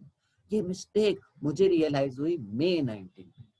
मिस्टेक मुझे कब रियलाइज हुई? मई 19 में। इसलिए मैं जीएसटीआर 1 मई 19 में ही डिक्लेयर कर देता हूँ एंड 3B में भी मई 19 में डिक्लेयर करता हूँ। सिंस 3B में मई 19 में डिक्लेयर किया, इन शॉर्ट मैंने टैक्स कब भरा? मई 2019, अप्रैल 19 टू सितंबर 19 के बीच में भर दिया है मैंने टैक्स। ओके, अब फिगर्स इन एनुअल रिटर्न कहां से ऑटो पॉपुलेट होते हैं? थ्रू जीएसटीआर 1, और जीएसटीआर 1 में हमने कब डाला? मई 19 में। सो ये ऑटोमेटिकली जीएसटीआर 9 में ऑटो पॉपुलेट हो जाएगा टैब 10 में, ठीक है, क्योंकि 1 में भी गया है मई 19 में, अप्रैल 19 टू सितंबर 19, एंड 3B में भी गया है मई 19 में, अप्रैल 19 टू सितंबर 19। सो 1 के हिसाब से ऑटो पॉपुलेट हो गया टैब 10 में। अब सुनो, आपको एक्चुअली ये फिगर कहाँ डालना है? 1 तो कुछ भी ऑटो पॉपुलेट करे, हमें डालना है एज पर 3B। सो आपको जीएसटीआर 9 में ये टैब 4 में दिखाना चाहिए कि ये टैब 10 में दिखाना चाहिए। ऑटो पॉपुलेट हुआ है टैब 10 में। What do you suggest? See, when I paid the tax in 1920, मई 19 में भरा है, after financial year but before 6 month मैंने टैक्स भरा है। तो since I paid tax from April 19 to सितंबर 19, ये जाएगा कौन से में? टैब 10 में। सो जो भी ऑटो पॉपुलेट हुआ है वो सही है, मुझे कोई भी चेंज नहीं करना है, मुझे कोई भी चेंज। ओके, अब ये सेकंड केस स्टडी करते हैं। ये देखो, ये बहुत इंटरेस्टिंग है। सुनो, ऑडिटर ने फाइंड आउट किया कि मैंने गुड्स बेचे थे दिसंबर 18 में 5 lakh plus 5% GST outside the state. Books of account में एंट्री है, लेकिन मैंने जीएसटीआर 1 में भी करेक्टली बुक किया, यानी जीएसटीआर 1 इज करेक्ट। चलो, कुछ तो अच्छा हुआ, बुक्स ऑफ अकाउंट में भी है, जीएसटीआर 1 में भी है, लेकिन जब मैं 3B भर रहा था ना, उसमें ये एंट्री रह गई। इन शॉर्ट, ये 5 लाख पे 25,000 मैंने भरा ही नहीं है इन 18-19। 1 में सही गया, 3B में भूल गए, हो सकता है ना, ह्यूमन एरर। अब ये मिस्टेक मुझे रियलाइज हुई इन मई 19। ये मिस्टेक मुझे रियलाइज कब हुई? इन मई 2019, ठीक है। सो मैं जीएसटीआर 3B में ये पैसा कब भर रहा हूं? मई 19 में। When I am paying tax मई 19 में, so tax is paid in मई 19। ओके, अब सुनो, जीएसटीआर 9 में फिगर्स कहां से ऑटो पॉपुलेट होते हैं? जीएसटीआर 1। यार वो तो सही था। सो सिंस जीएसटीआर 1 में सही था, ये फिगर ऑटो पॉपुलेट हो जाएगा टैब 4 में। टैब 4 में परफेक्टली ऑटो पॉपुलेट हो जाएगा। लेकिन whenever I paid tax 1920, मई 19 में भरा थ्रू 3B। 3B में कब फाइल किया? मई 19। टैक्स कब भरा? मई 19। सो यहाँ में फिगर जीएसटीआर 9 में टैब 4 में डिस्क्लोज करना चाहिए कि टैब 10 में डिस्क्लोज करना चाहिए। What do you suggest? Tab 4 और 10? When have I paid GST? In financial year 1920। Subsequent year में भरा है, फ्रॉम अप्रैल 19 टू सितंबर 19। और ये लैंग्वेज में क्या लिखा है, if tax is paid in April 19 to सितंबर 19, आपको ये डिक्लेयर करना है टैब 10 में। ओके, सो ऑटो पॉपुलेट हुआ है टैब 4 में, वहां से हटाना होगा, गलत हुआ है, और आपको दिखाना होगा टैब नंबर 10 में। सो ये आयरनी है, ठीक है। सो ये आपका GSTR 9 है। 1 सही था, सो ऑटो पॉपुलेट सही हो गया, टैब 4 में आया 5 करोड़, और क्योंकि 1 सही था, करेक्टली बुक दिसंबर में था, बराबर है। सिंस ये करेक्ट था, इसलिए ऑटो पॉपुलेट टैब 4 में हो गया। लेकिन आपने टैक्स भरा है 3B में, मई 19 में, आफ्टर फाइनेंशियल ईयर 18-19 में नहीं भरा। सिंस 18-19 में नहीं भरा, 19-20 में भरा, ये टैब 4 में नहीं आ सकता, ये टैब 10 में आएगा। सो आपको टैब 4 से एंट्री डिलीट करनी होगी। ऑटो पॉपुलेशन जो भी हुआ वो डिलीट करना होगा, यहाँ पे 0 लिखना होगा, और आपको डिस्क्लोज करना होगा ये कौन से में, टैब नंबर 10 में। सो यहाँ पे आप टैब 10 में आओ, जो भी आपका इनवॉइस है 1,25,000 आपको यहाँ पे डिक्लेयर करना, क्योंकि the language uses when the tax is paid accordingly you have to book this entry. So यहाँ पे आपको ये 5 लाख का करना है एंड 25,000 सेव करना। सो ये छोटी छोटी चीजें ध्यान देनी, ठीक है। This are the small thing we need to be very careful, correct, ठीक है। सो ये केस स्टडी मुझे आपसे डिस्कस करनी थी। अभी आपको थोड़ा ट्रेलर आया, नेक्स्ट केस स्टडी में और क्लियर होगा। See this, what has happened, मेरे ऑडिटर ने फाइंड आउट किया दिसंबर 18 का एक इनवॉइस है, 5 लाख प्लस 5% GST, ये मेरे बुक्स ऑफ अकाउंट में करेक्ट है, but what has happened in 3B also मैंने करेक्टली बुक किया है। इन शॉर्ट 18-19 का money GST when did I पे, इन 18-19 इटसेल्फ, क्योंकि 3B is right. Okay, so 18-19 का money when I have paid in 18-19 itself. Correct किया. But while filing GSTR 1 of December 18, मैं भूल गया. I forgot to book this entry in GSTR 1. Okay, so 3B is correct, 1 is incorrect. अब मुझे ये mistake realize हुई in August 19. कब realize हुई mistake? August 2019 में. So मैं अब GSTR 1 में ये इनवॉइस अपलोड कर रहा हूं इन अगस्त 2019। इनवॉइस GSTR 1 में अपलोड हुआ इन अगस्त 19। हाउएवर टैक्स तो मैंने 3B से करेक्टली दिसंबर 18 में ही भर दिया था, financial year 18-19। Now think about this, GSTR 1 में आपने कब बताया, फाइनेंशियल ईयर के बाद। सो ये कौन से टैब में ऑटो पॉपुलेट होगा, इन GSTR 9। GSTR 9 GSTR 1 से ऑटो पॉपुलेट होता है, और आपने 18-19 का फिगर 19-20 में दिखाया है in GSTR 1। So in GSTR 9 ये फिगर ऑटो पॉपुलेट हो जाएगा टैब 10 में, क्योंकि 18-19 का आपने GSTR 1 में 19-20 में दिखाया। So this will be auto populated in tab number 10। But when have you paid tax? When have you paid tax? You have correctly paid 18-19 का in 18-19. So actually आपको ये टैब 4 में दिखाना चाहिए कि ये जो ऑटो पॉपुलेटेड टैब 10 है वो सही है। 18-19 का money you have correctly paid in 18-19 itself, so ये आएगा टैब 4 में, नॉट इन टैब 10। ये आपको डिस्क्लोज करना है टैब 4 में। सो ये जो टैब 10 में ऑटो पॉपुलेट हुआ है वो गलत है, आपको वहां से हटाना होगा एंड देन आपको यहाँ पे दिखाना होगा। ओके, सो ये जो भी है GSTR 1 आपने अगस्त 19 में किया है, सो ये ऑटो पॉपुलेट होगा टैब नंबर 10 में। दिख रहा है ऑटो पॉपुलेटेड 5,25,000, ये ऑटो पॉपुलेटेड, ठीक है, बिकॉज आपने 1 अगस्त 19 में भरा। ये इनवॉइस 18-19 का अगस्त 19 में दिखा है, इसलिए वहां पे ऑटो पॉपुलेट हो, बट आपने करेक्टली टैक्स भर दिया है 18-19 का 18-19 में ही, सो टैब 10 में ये नहीं आएगा। सो दिस इज द आयरनी। आपको ये कहाँ पे दिखाना होगा, टैब 10 से ये फिगर हटाना होगा, पूरा 0 करना होगा, और बाद में ये फिगर आपको डिस्क्लोज करना है टैब नंबर 4 में, क्योंकि 18-19 का you have correctly paid through 3B इन 18-19, इसीलिए टैब 4 में ही आ जाएगा 5,25,000। अंडरस्टूड? ये एक छोटे छोटे पॉइंट्स है जो ध्यान देना, करेक्ट। अब एक और केस स्टडी करते हैं, ये देखो आयरनी देखो इसमें।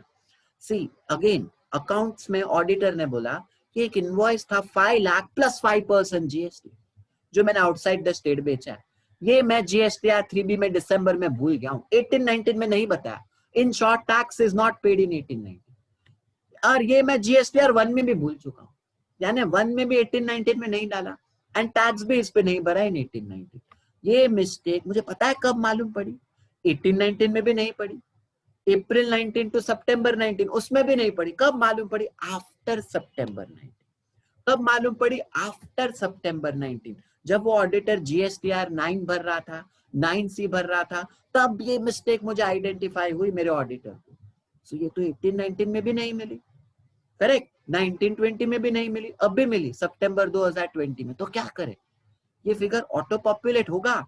ये फिगर ऑटो पॉपुलेट होगा ही नहीं, क्योंकि जीएसटीआर 1 में आया ही नहीं। सो जीएसटीआर 9 में ये फिगर आएगा ही नहीं, ऑटो पॉपुलेट होके नहीं आएगा। सो क्या करें? सो जीएसटीआर 9 में ये फिगर नहीं आया, लेकिन आई हैव अपॉर्चुनिटी कि जो भी इनवॉइस छूट गया हो, जो भी लायबिलिटी छूट गई हो, आई can declare it in GSTR 9। सो ये फिगर मैं डिक्लेयर करूंगा टैब नंबर 4 में। Why tab 4? क्योंकि टैब 10 में सिर्फ वो फिगर आते हैं जो आप अप्रैल 19 से सितंबर 19 में डालते हो। ये उसके बाद करोगे तो अगेन टैब 4 में ही आएगा। ओके, यहाँ पे वो डिक्लेयर करेगा टैब 4 में एंड पेमेंट करेगा थ्रू DRC 03। ठीक है, सो क्या हो गया? 18-19 का इनवॉइस आपने 18-19 में भी पे नहीं किया, 19-20 में भी पे नहीं किया, आपने उसके बाद भरा, आपको ये डिक्लेयर करना है बैक इन टैब नंबर 4। 10 में कब आता है? 18-19 का पैसा आप 19-20 में भरते हो तो टैब 10 में आता है, 19-20 के बाद भरो तो वापस टैब 4 में ही आता है। ओके, सो यहाँ पे आपको वो इनवॉइस छूट गया था, आप यहाँ पे बुक कर सकते हो 5,25,000 एंड ये 25,000 25,000 आप पे करोगे थ्रू DRC 03। करेक्ट। सो यहाँ आप कहा जाओगे? सर्विसेज में जाके आप ये पे करोगे। सर्विसेज में, यूजर सर्विसेज में, माय एप्लीकेशन में जाओगे एंड वहां पे एक फॉर्म है DRC 03। ये देखो यहाँ पे सिलेक्ट करो, दिख रहा है DRC 03 एंड न्यू एप्लीकेशन। अब यहाँ पे कर सकते हो। एनुअल रिटर्न आ गया, आप एनुअल रिटर्न से पे कर रहे हो, सेक्शन 73(5) कौन से साल का है? 18-19 का। ओके, सो ये आप पे कर सकते हो IGST 18-19 का थ्रू DRC 03। पूरा साल सिलेक्ट करोगे, कौन सा था? IGST था, आउटसाइड द स्टेट था ना, सो IGST था, वो सिलेक्ट कर लो। कौन सा स्टेट था? दिल्ली, तो दिल्ली स्टेट सिलेक्ट कर लो एंड पे कर दो 25,000। ये DRC 03 से आपको पे करना है। Okay, so this are the छोटे छोटे मोटे मोटे पॉइंट्स जो हमें ध्यान देना है। नेक्स्ट केस स्टडी करो, बहुत ही अच्छा, out of the box thinking. ये कॉमन प्रॉब्लम है, बड़ी बड़ी इंडस्ट्री में ऐसा होके ही रहेगा। लिसन, ऑडिटर ने एक इनवॉइस ढूंढा दिसंबर 18 का, again 5 lakh plus 5% GST, books of accounts में करेक्ट है, लेकिन जीएसटीआर 1 में 50,000 बुक हो गया, एक जीरो कम हो गया। So in GSTR 1 it is booked as 50,000, in GSTR 3B also it's booked as 50,000, यानी मैंने जीएसटी भरा है सिर्फ 50,000 पे 5%। I was liable to pay on 5 lakh. Sorry, I have paid only on 50,000 rupees. Correct. So 18-19 में I have paid GST only on 50,000. Balance 4,50,000 पे नहीं भरा in 3B. Okay. हमेशा आंख बंद करके आपको देखना है 3B only. Mistake कब मुझे realize हुई? August 19. When did you realize the mistake? In August 19. Hence, जो भी डिफरेंस था 4,50,000 और उस पे 5% जीएसटी, ये आपने कब भरा? इन GSTR 3B of August 19, of August 19। सो क्या हो गया? आपने 50,000 पे जीएसटी आपने 18-19 में भर दिया करेक्टली, एंड बैलेंस 4,50,000 आपने कब भरा? 19-20 में थ्रू 3B।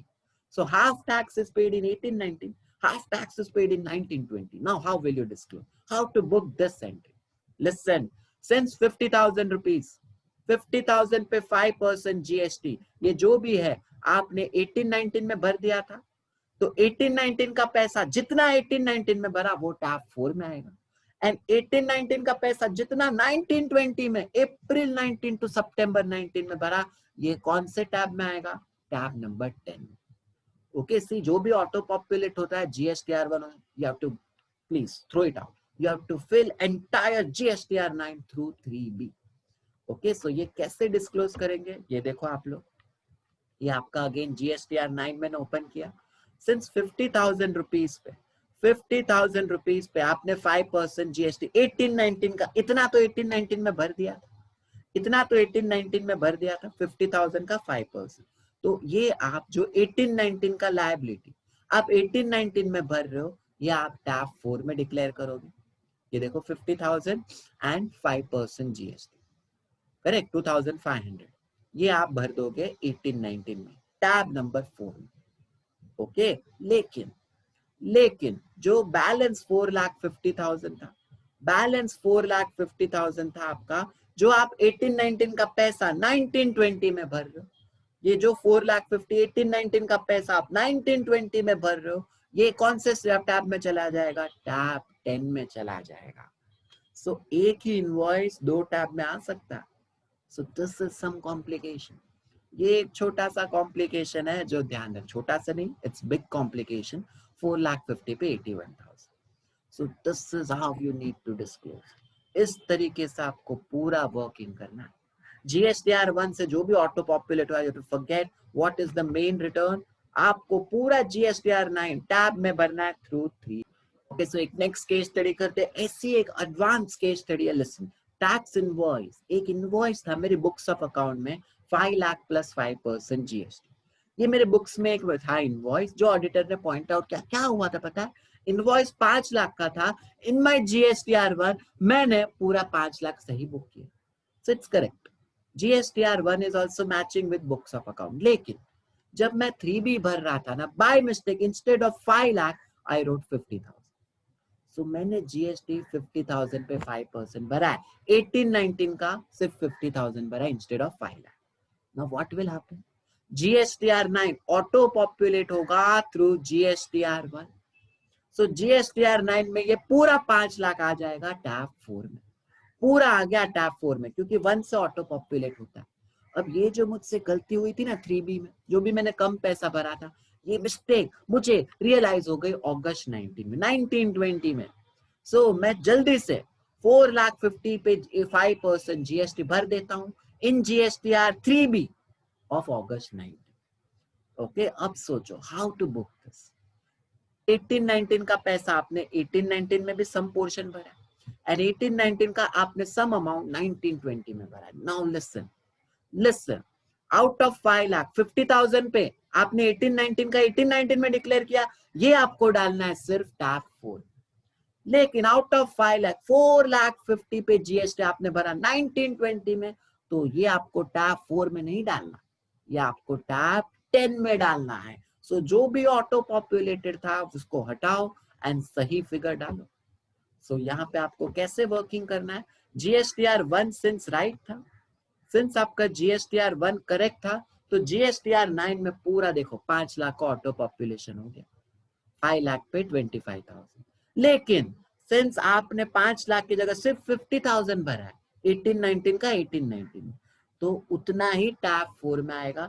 आपको 5 लाख हटाना है और 18-19 का जितना 18-19 में भरा उतना ही टैब 4 में डालना, 50,000 पे 2,500। एंड जो बैलेंस 4,50,000 था, जो बैलेंस 4,50,000 18-19 का आपने 19-20 में भरा, ये टैब 10 में आएगा, ये टैब 10 में आएगा। सो एक ही इनवॉइस 2 जगह बुक होगी। यहाँ पे आप 4,50,000 बुक करोगे और 22,500 का GST आएगा। ओके, सो एक ही इनवॉइस 2 जगह यूज हुआ। Understanding this, see auto populate होगा 1 से, बट पूरा GSTR9 आपको भरना है थ्रू 3B। क्लियर, 4, 5 ये सब कुछ आपको भरना है थ्रू 3B। चलो एक और केस स्टडी करो, ये देखो अगेन एक इनवॉइस था दिसंबर 18 में 5 लाख प्लस 5% GST। क्या हुआ था इसमें, GSTR1 में ये करेक्टली बुक हो गया था 5 लाख का, 3B में गड़बड़ हो गई थी, 50 लाख का बुक हो गया यार। सो क्या हो गया, यहाँ पे उल्टा हो गया, ये पूरा का पूरा उल्टा हो गया, समझे, पूरा उल्टा हो गया। 5 लाख का इनवॉइस था बुक्स ऑफ अकाउंट में, जीएसटीआर 1 में भी 5 लाख गया, बट 3B में बाय मिस्टेक मैंने 50 लाख पे 5% भर दिया, एक जीरो ज्यादा हो गया. So GSTR 1 is correct, GSTR 9 auto populate होगा थ्रू जीएसटीआर 1. सो सिर्फ जीएसटीआर 1 इज करेक्ट. ये पूरा 5 लाख एंड 5% दिखेगा टैब नंबर 4, टैब नंबर 4 में. लेकिन मैंने तो 50 लाख पे 5% भर दिया. ये मिस्टेक मुझे अगस्त 19 में रियलाइज हुई. ये मिस्टेक मैं रेक्टिफाई कर रहा हूँ 45 lakh, sorry difference should be 45 lakh. 45 lakh पे जीएसटी में एडजस्ट कर रहा हूँ इन जीएसटीआर 3B ऑफ अगस्त 19. तो ये जो भी 45 लाख था उस पे 5%, ये मैं एडजस्ट कर रहा हूँ कब, 1920 में. सो अब how to book this, how to book this. ये तो ऑटो पॉपुलेट हो गया टैब 4 में. सुनो, 18-19 का वाज लायबल 5 लाख, बट मैंने भर दिया 50 लाख, मैंने भर दिया 50 लाख. तो 18-19 का जितना मैंने 18-19 में भरा, ये पूरा 50 लाख पे 5% आएगा टैब 4 में. तो कोई कंफ्यूज हो नहीं जाएगा, 5 लाख था 50 लाख क्यों लिखूं? क्योंकि जो डिफरेंस 45 लाख है ये आपको रिड्यूस करना है, ये आपको रिड्यूस करना है. कौन से टैब में करोगे? 18-19 का आपने 19-20 में रिड्यूस किया. कौन सा टैब है? टैब 11 जो हमने सीखा था. ओके, सो ये नेट ऑफ करके बाद में 5 लाख पे लाएगा. See how it will work, how this will all work. See this 18-19 का 5 लाख का invoice 1 is correct, 5 lakh GSTR 1 is correct. So ये ऑटो पॉपुलेट परफेक्टली हो जाएगा टैब 4 में 5 लाख. देखो दिखेगा, देखो सही है, 5 लाख दिख रहा है, 25,000, ये ऑटो पॉपुलेट सही हुआ. लेकिन 3B में क्या हो गया था, मैंने भर दिया था 18-19 में 50 लाख पे 2.5 लाख रुपए.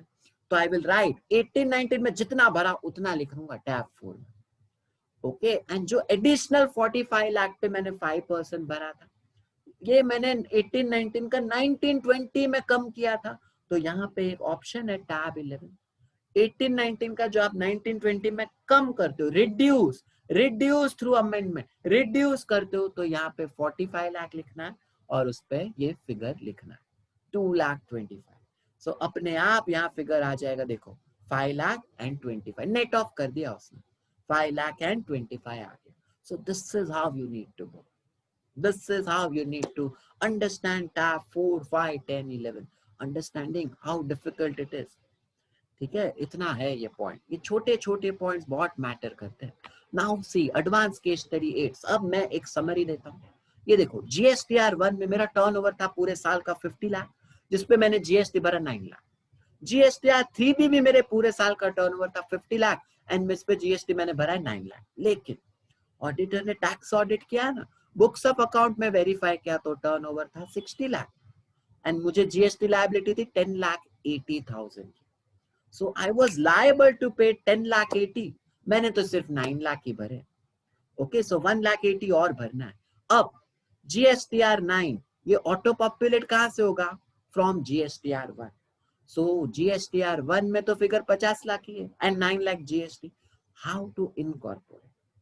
क्या मैं चेंज कर सकता हूं ये auto populate figure? Obviously yes. GSTR 9 is a unique opportunity to pay tax. जो भी आपका एक्चुअल टर्नओवर है as per books of account आपको वो लिखना है. करेक्ट. सो 3B में भी नहीं था, 1 में भी नहीं था, तो ये जो भी एक्चुअल टर्नओवर था 60 लाख एंड 10,80,000 ये मुझे लिखना है इन टैब 4 में. करेक्ट, क्योंकि 3B में 18-19 का आपने 18-19 में भी नहीं भरा एंड 3B में 18-19 का आपने 19-20 में भी नहीं भरा, ये अब भर रहे हो. तो बैक टू टैब 4 में. सो ये देखो, ऑटो पॉपुलेट हो चुका है 50 लाख रुपीस. जो भी जीएसटीआर 1 से ऑटो पॉपुलेट हो चुका है 50 लाख रुपीस, जिसपे 4,50,000 जीएसटी है, 4,50,000 जीएसटी. लेकिन एक्चुअल सेल था मेरा 60 लाख, जिसपे 5,40,000 लायबिलिटी था. सो ये मैं एडिट कर सकता हूँ. It's an opportunity. GSTR 9 is an opportunity to pay GST. So जो भी अमाउंट थी मेरी 10 लाख का जो भी डिफरेंस था और ये 1,80,000 का जो भी मेरा जीएसटी लायबिलिटी पेंडिंग था, ये मैं यहाँ पे डिस्क्लोज कर सकता हूँ. 50 लाख को मैं हटा दूंगा एंड 60 लाख लिख दूंगा. यहाँ पे 5,40,000 एंड 5,40,000 एसजीएसटी इस तरीके से डिक्लेयर कर दूंगा. करेक्ट. सो ये एक फैसिलिटी है. ठीक है, जीएसटीआर 1 भी गलत था, 3B भी गलत था. 18-19 का टैक्स आपने 18-19 में भी नहीं भरा, 18-19 का 3B में आपने 19-20 में भी नहीं भरा एंड 19-20 में नहीं भरा तो अभी भर रहे हो तो अगेन टैब 4 में ही आएगा। लिया। Now let's move to next case study. Case study 9 discuss करते हैं। ये देखो जीएसटीआर 1, जीएसटीआर 1 में मेरा टर्नओवर था 50 लाख एंड मैंने कितना टैक्स भरा था से 9 लाख। जीएसटीआर 3B में सब सही डाला था, मैंने एक्चुअल टर्नओवर 60 लाख डिस्क्लोज किया एंड मैंने टैक्स भी करेक्ट भरा 10,80,000 एंड मेरा बुक्स ऑफ अकाउंट्स भी आप ऑडिट करके देखा तो ऑडिटर ने फाइंड आउट किया my turnover is 60 lakh and my GST paid is 10,80,000. So this time my GSTR 1 is incorrect but 3B is correct. मैंने सही टैक्स भर दिया। Now ये फिगर्स जो GSTR 9 में ऑटो पॉपुलेट कहां से होंगे? GSTR 1 से। So यार ऑटो पॉपुलेट हो गया 50 lakh and 9 lakh rupees GST.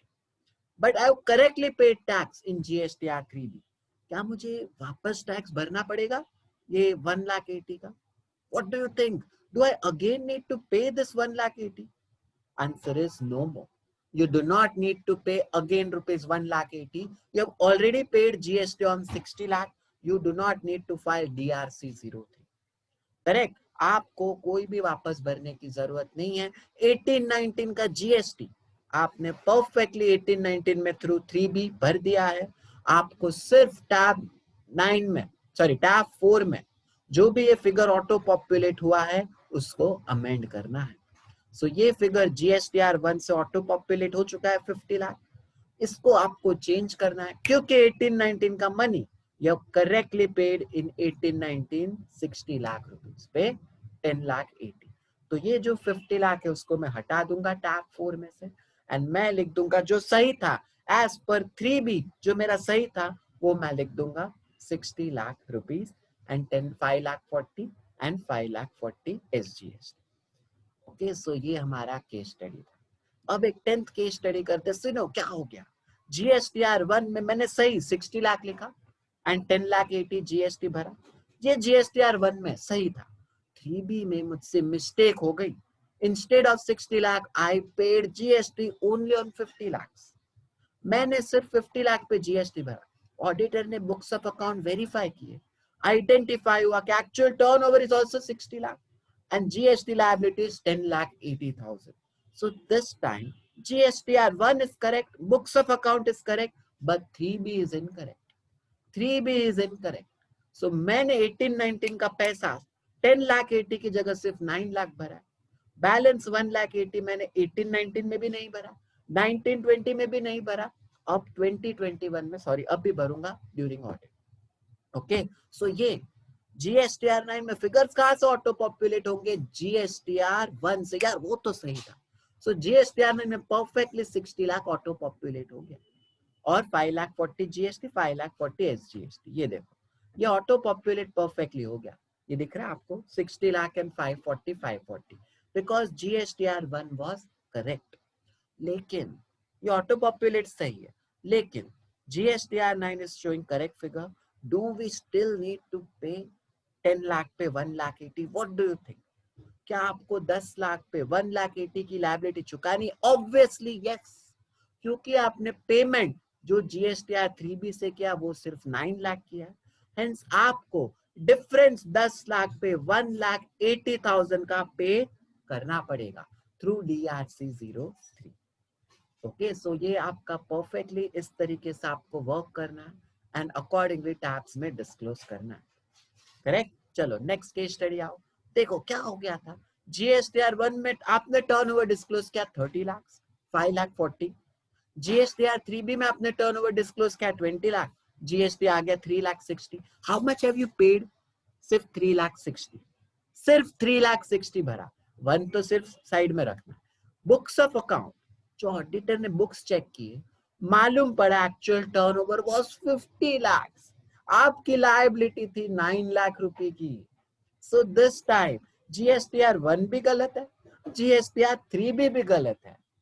Correct, आपको भरना था 9 lakh. How much have you paid? Only 3,60,000। अब फिगर्स कहां से ऑटो पॉपुलेट होंगे? जीएसटीआर 1 से। सो जीएसटीआर 9 में फिगर आ चुका है 30 लाख एंड 5,40,000। 30 लाख एंड 5,40,000 आया है इन GSTR9।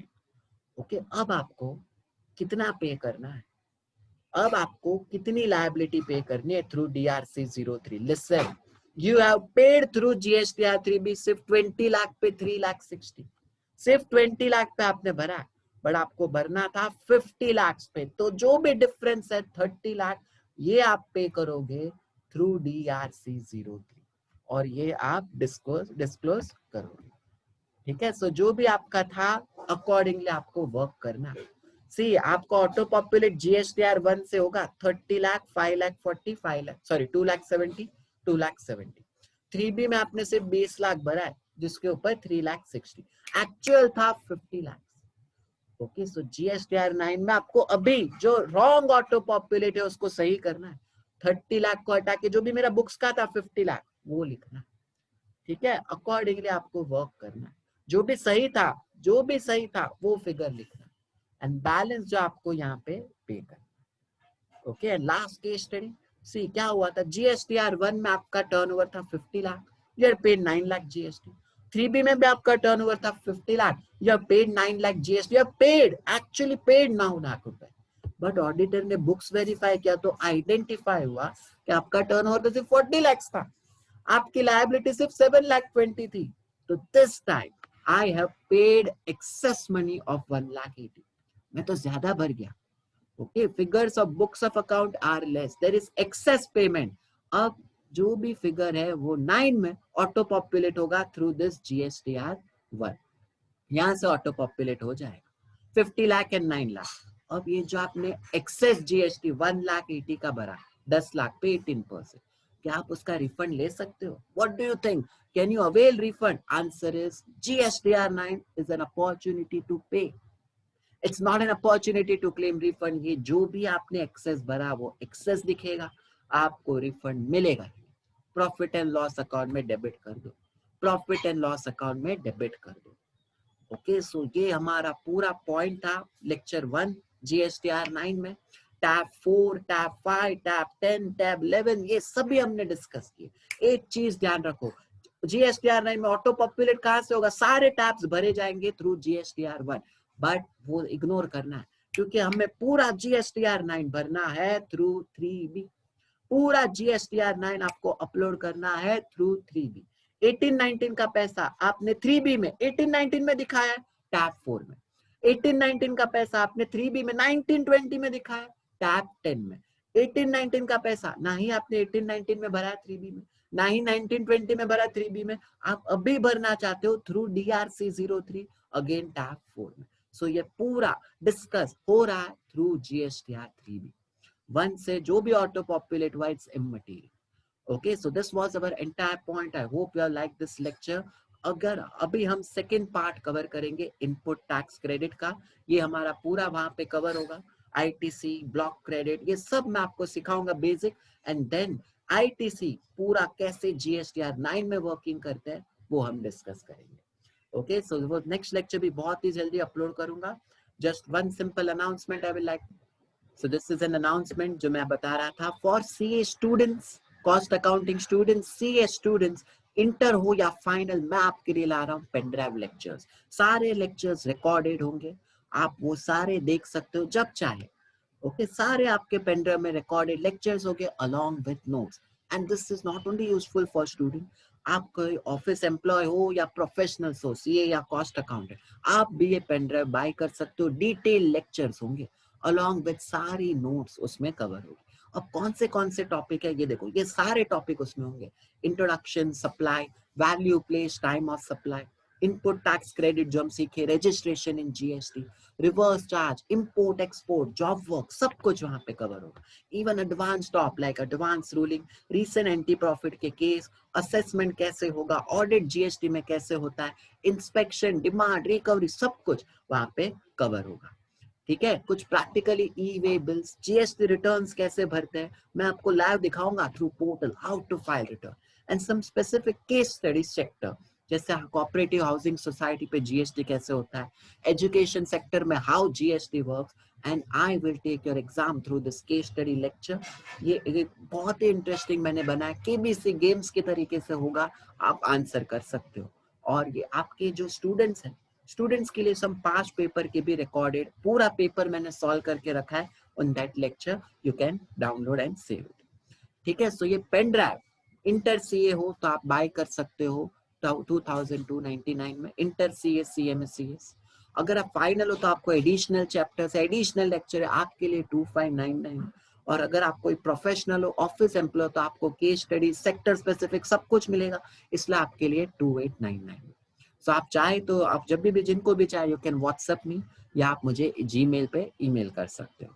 Okay, so thank you so much each and everyone. Part 2 of GSTR 9 annual return I will bring it very soon.